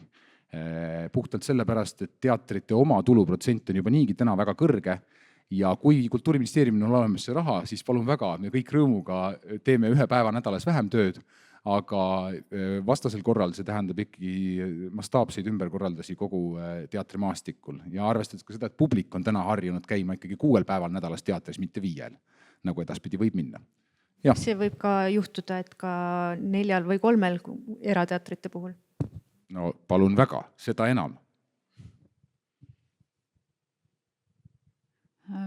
Jah, mul on isegi natuke keeruline mõttelõngaga siit edasi minna. Eesti Teatriagentuuri jaoks on koostöö tegelikult ikkagi kõige olulisem märksõna üldse, et mul on tunnegi, et kogu meie organisatsiooni tugevus seisneb selles, et me oleme nagu õlitatud määre justkui erinevate osapoolte vahel, et me ühelt poolt ju esindame autoreid, näitekirjanikke, tõlkijaid suhtluses teatriga, teiselt poolt me esindame ka teatreid suhtluses välisagentuuridega, välisautoritega, et me oleme justkui 2 küna vahel seal.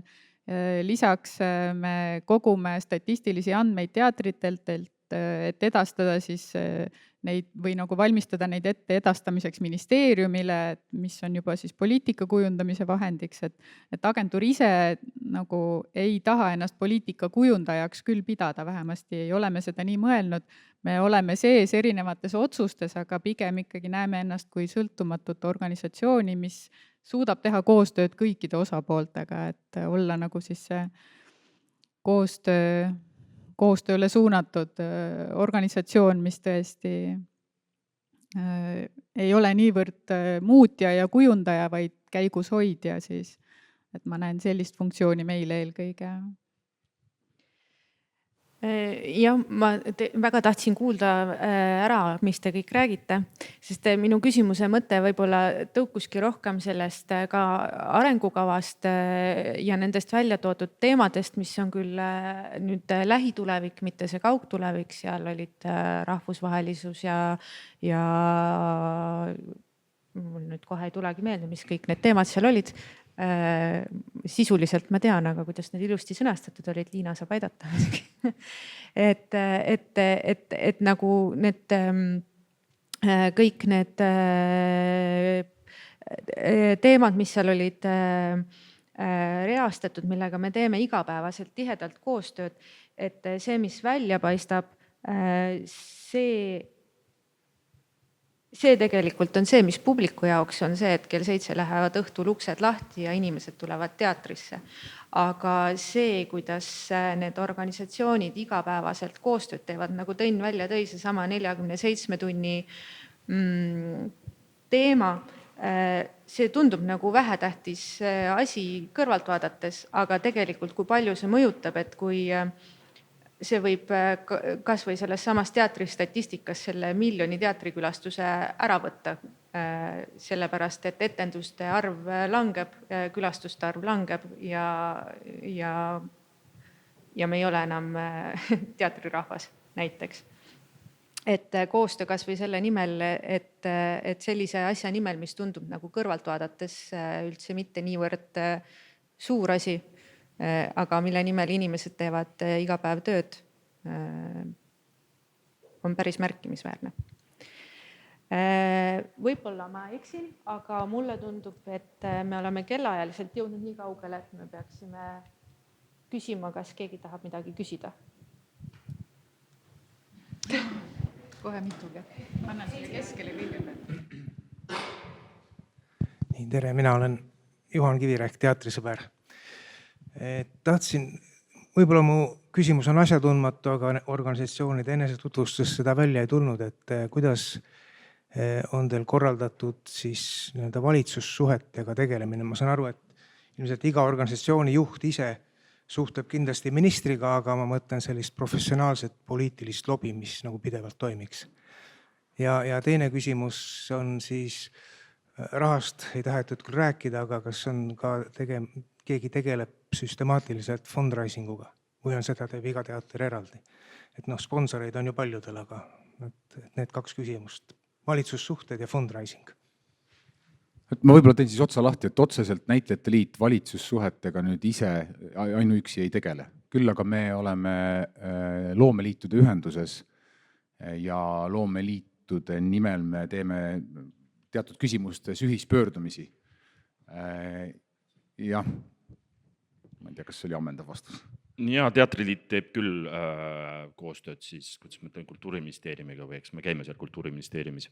Aga ma tahtsin nagu näitena võib-olla tuua selle, mismoodi, mille lõpptulemus praegu võib-olla oli siis selle kulkaseaduse muudatus, mida siis nii-öelda loomeliitude üks initsiatiivgrupp, mis oli sotsiaalsete garantiide töögrupp, mis käis koos juba jummal küll üle 10 aasta.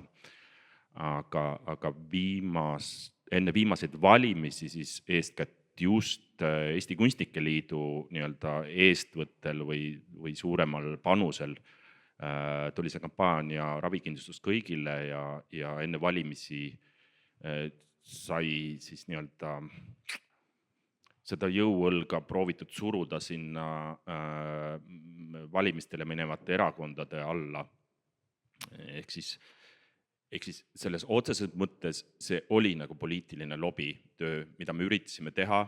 Nagu ma ütlesin, selle kulka seadusmuudatuse näol nagu mingisugune esimene tulemus, esimene pääsuke selles on olemas, aga see tee on veel väga-väga pikk. Kohati tundub, et see on lõputu, sellepärast, et me ikkagi veel elame sellises ühiskonnas, kus seda loovtööd ei võeta tööna ja ka riik ise teda ei defineeri tihtipeale, ei võta tööna. Et see on see kõige suurem töö, kõige suurem lobi ja sellest, kui me sellest küürust üle saame, siis mulle tundub, et need lahendused ei ole mingi tuumafüüsika, mida sellega teha. Küsimus on selles heas tahtes, aga selle hea tahteni nii-öelda inimeste poolt, kes võib-olla loomingulise tööga kokku ei puutu ja kelle käes on võimuhoovad, et selleni nagu jõuda ja seda nagu tõsiselt mõjutada, siis me tegelikult, ütlen ausalt, me teeme ju kõike põlve otsas. Et meil ei ole vastavat haridust ja meil puudub selline suurem kogemus. Aga me üritame seda ja üritame parandada ennast kogu aeg, õppida selles vallas, kuidas seda teha. Etendusasutuste liit, need etendusasutused, kes siis on riigi sihtasutused, nende selline ka oma personaalne suhtlus ministeeriumiga on üks rada, aga ka liiduna me väga tihedalt suhtleme Kultuuriministeeriumiga. Kultuuriministeerium kord kuus on meil omavahelised kohtumised, kus siis ka Kultuuriministeeriumi teatrinõunik vastavalt probleemi tähtsusele või info tähtsusele on osalenud ka kantsler või minister. Siis igakuiselt käib selline omavaheline suhtlus teemadel, mis on hetkel õhus, mis on aktuaalsed, kuidas asjad edasi liiguvad. Seda, et meie palgal oleks 5 lobistiorganisatsiooni, kes käiksid uksest sisse ja räägiks kõigile ja poetaks šokolaadi, et sellist meil ei ole. Küll aga teatud teemade puhul, ka hetkel ühe teema puhul, me oleme kasutanud meie etendusasutuste välist lobist kõlab nii halvasti, et ma ei taha seda öelda, et aga abi selleks, et koondada seda kõike, mida meie ei tea. Jah.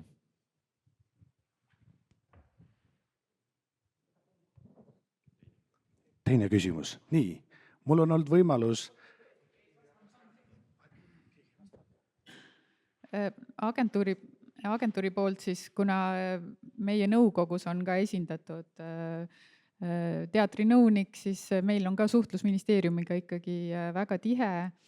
Ja mis puudutab fundraisingut, siis eraraha me tegelikult kogumas ei ole, aga oleme aktiivsed kulkaprojektide kirjutajad ja loodame rahastust saada ka paari rahvusvahelise projekti kaudu, aga jah, eraraha tõesti me püüdmas ei ole käinud.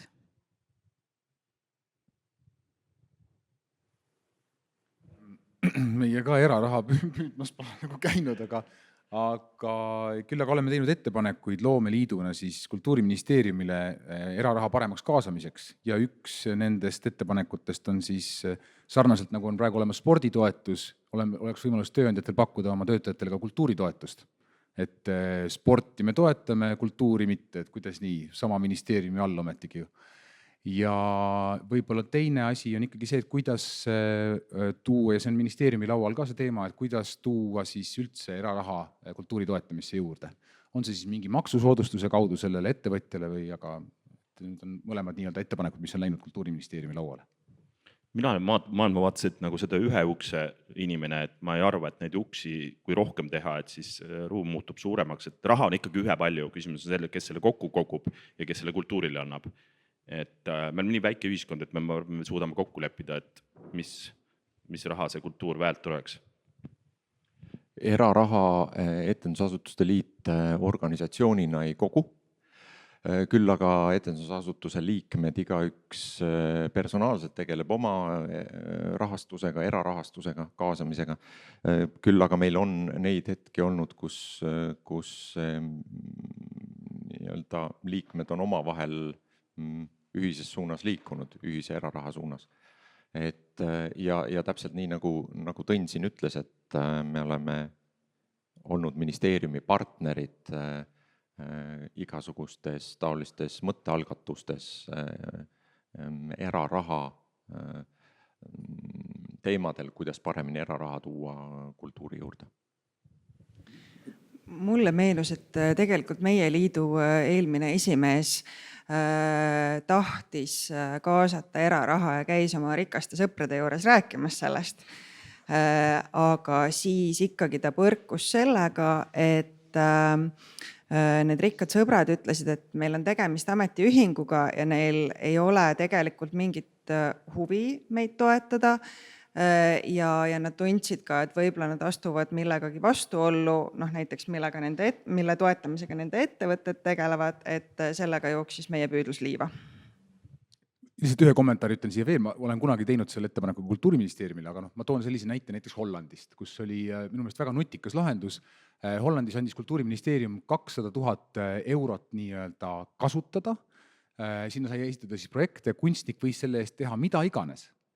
Ja kui see raha otsa sai, siis tuli puhtalt nagu eraraha sinna juurde, kui seda eraraha oli. On ju. Ja ei olnud kohustust midagi luua, vaid kunstnik oli võimalus nii-öelda hullu panna, et kas tuleb midagi, resultaat ei ole oluline, aga talle antakse nii-öelda loometöötoetus. Ja siin on võimalik ise taotleda, mõnel juhul ka see ettevõtja sai siis ise otsustada, mil määral ta seda toetas, on ju, aga neid näiteid, ma usun, Euroopast leiab veel selliseid, kus on nii-öelda ministeerium leiab ise mingid vahendid, kaasab sinna juurde eraraha ja leiab lahenduse selliste toetuste jaoks, no näiteks.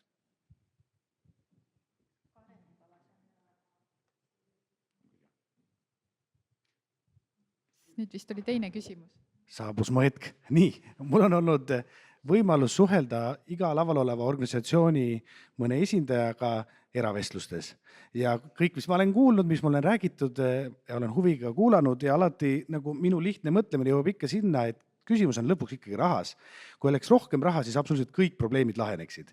Aga nagu täna on juba siin laval öeldakse, et meil ei ole mõtet rahast sellise moel rääkida, seda lihtsalt ei kuku taevast alla, ühesõnaga me peame mõtlema sellega, mis on.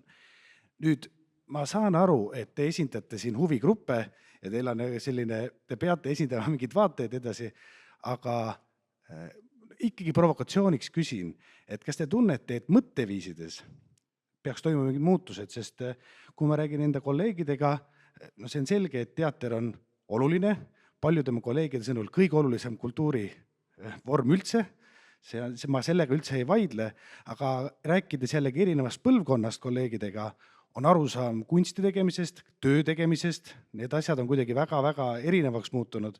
Ja ma võib-olla küsingi, et sellises suhtluses omavahel või väärtustes, kas te tunnete tulevikule mõeldes, et seal võiks toimuda mingid muutused või mingid asjad võiks toimuda või te tajute, et seal hakkab muutuma nii üht kui teist? Just nimelt mõtteviiside ja väärtuste koha pealt. Hea liidukaaslane, meie see teatris töötamise hea tava dokument või kokkulepe just sellega tegeleb, sellepärast et me tunneme, et selles, millised on teatriprofessionaalide ootused töökeskkonnale, omavahelisele suhtlusele, et see on muutunud ja muutumas väga aktiivselt ja meie tegeleme sellest vaatest, selle punktiga.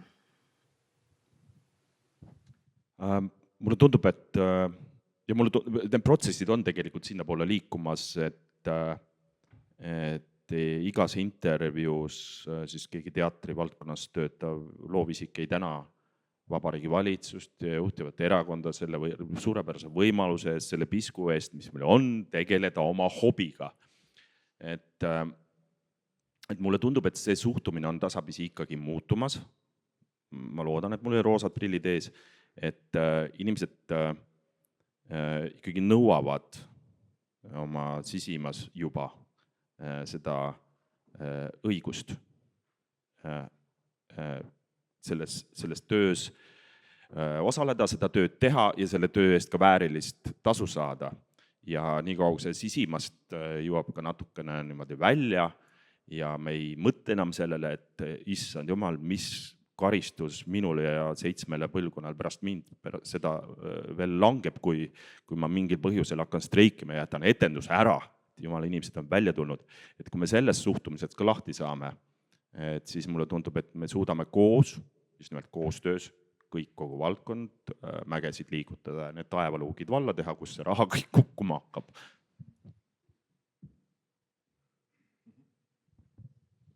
Jah, võib-olla lisan siia, et ma arvan, et need protsessid ongi töös. Nii nagu me rääkisime siin korra juba sellest, et vaimselt kõik terveks jääda kogu selles protsessis, et koolkonnad on erinevad, praktikad on erinevad, et täpselt samamoodi, mis täna on aina päev-päevalt aina suuremal kohe, ma usun, kohe on meil olemas teatri roheline raamat Green Book tõlgituna eestikeelsena, mis on siis jätkusuutlikkus, et me kogu oma loomingus, et võib-olla ma loodan, et ma kellelegi liiga ei tee, kui ma sellise suure üldistuse teen, et võib-olla tänane noor alustav etenduskunstnik on palju rohkem valmis selleks, et ta võtab kellegi teise vana loomingu ja teeb selle ümber, lisab siia, lõikab siit paneb kokku, kui võib-olla siis teistsuguse koolkonnaga kunstnik, et ka siin samamoodi, et ka siin oleme me protsessides ja arengus ja kõiges selles ja ma tuleksin võib-olla siin ikkagi sellesama jälle küll oli hea esimene ettekanne, kus me saame jälle viidata sellele slaidile, sellele puule ja sellele 5 Shakespeare'i näite peale siin, et meil on täpselt samamoodi. Ma arvan, et me peaksime liikuma selles suunas, et nii-öelda traditsiooniline teater kiidab ja austab ebatraditsioonilist ja vastupidi, mitte ainult niimoodi, vaid ka vastupidi. Me kõik saame aru, et me oleme selle suure puu erinev osa ja seda kõike on vaja selle jaoks, et see puu oleks tervik ja see puu püsiks. Et me liiguksime selles suunas. Jah, Velvo ütles nii ilusad sõnad, et ma ei oskagi omalt poolt rohkem siia midagi lisada, see oli tõesti hästi öeldud. Aga kas on küsimusi veel?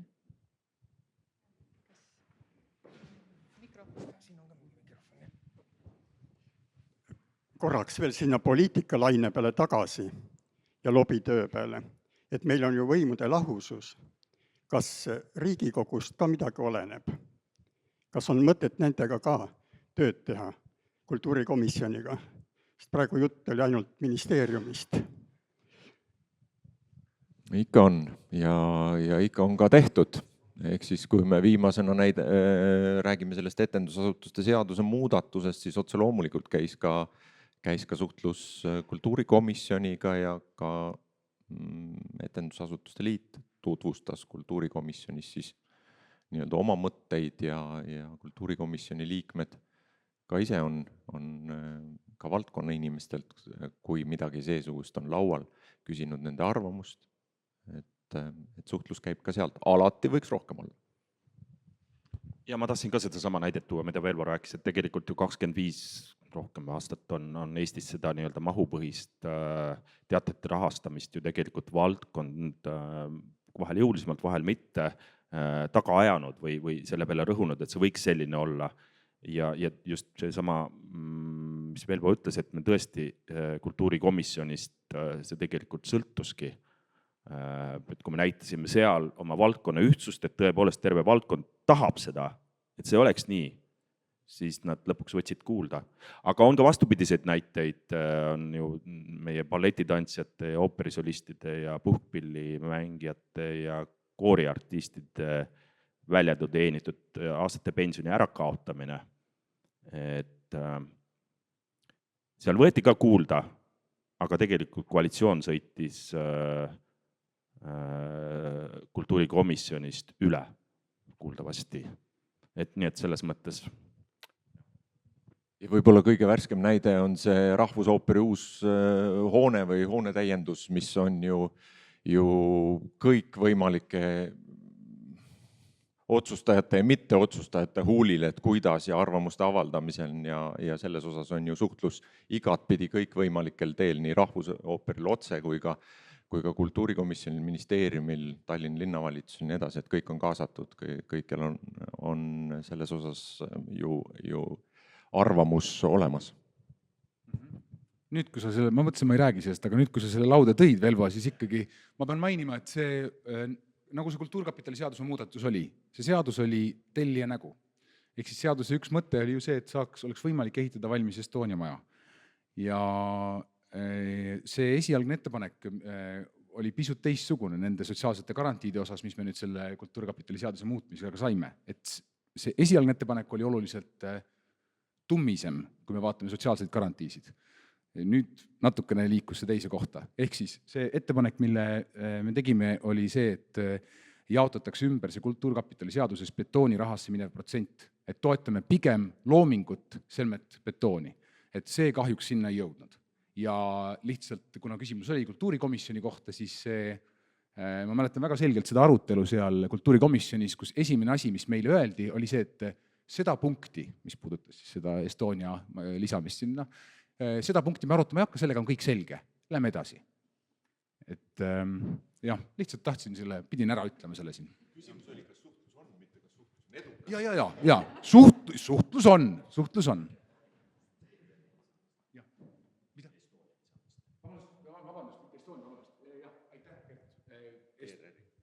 Rahvusringhäälingu maja lisamist. Ja tänan, aitäh, vabandust. Aga nüüd on niimoodi, et meil see vestlusring sai sellega nüüd läbi. kellel on veel organisatsioonidele küsimusi, saab neid esitada kohvi ja muude pauside ajal või siis hiljem. Ma summeerin meie jutuajamise niimoodi, et need organisatsioonid, kes meil siin on ja kes meil üldse on tekkinud sellest, et on olnud vajadus.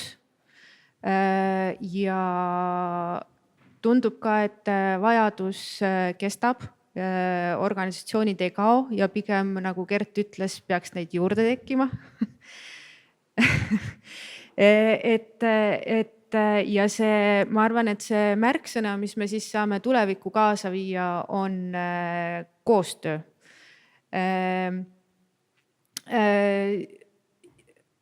Ja lõpetuseks ma räägiksin sellise loo, mis mulle endale meeldib, mida ma hiljuti ise lugesin. Ma lugesin seda Inna Taarna Näitlejate Liidu raamatut,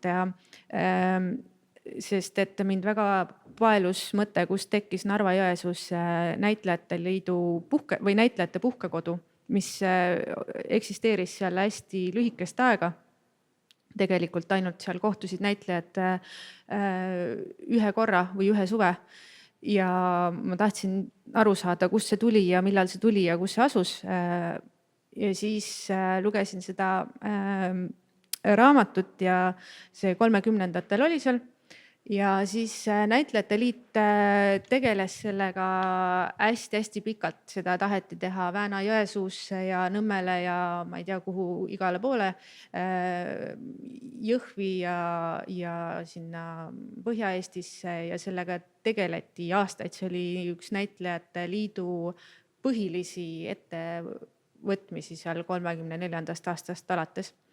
Ja kui see lõpuks sinna Vääna-Jõesuusse või mitte Vääna-Jõesuusse, Narva-Jõesuusse, siis see maja leiti, Vilde tee 5, siis üks aasta seal näitlejad kohtusid. Sellest on ka üks artikkel ilmunud. Autor sellel puudub, aga see on väga lustakas artikkel.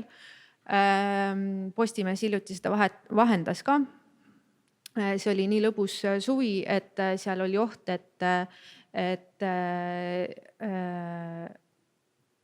kuidas see oli sõnastatud, passid võivad ennast tenoriteks päevitada. Ja mis ma sellega siis öelda tahtsin, on see, et nende organisatsioonide väärtus, kuigi on igasuguseid argimuresid ja palju sellist tööd, mis võib-olla ei ole nii glamuurne või tore, siis seda artiklit lugedes, kui te selle üles leiate, siis näitlejad ka kirjeldasid seda, et üle Eesti kõikidest teatritest ainult seal artiklis oli rõhutatud, et välja arvatud Endla teatrist, kõikidest muudest teatritest, ainult Endla näitlejaid seal ei olnud, tulid näitlejad kokku, et see oli ainukordne võimalus, kuidas kõik said kokku ja said ennast lõdvaks lasta. Et see on nagu väga suur väärtus nendele organisatsioonidele, et nad saavad siis kas või siis puhkekodu näol, et näitlejad saavad tulla kokku ja siis niimoodi aega veeta, et selline väärtus siis saab ka olla nendel organisatsioonidel kõigi muude nende poliitiliste ja olmeprobleemide kõrval, millega tegelema peab, et seda teatrielu igapäevaselt paremaks teha. Aga aitäh teile ja aitäh teile!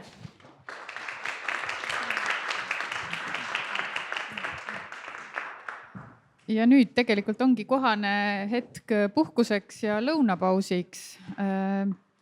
Tuleme tagasi 12:30 ja siis ootab meid ees juba järgmine ettekanne.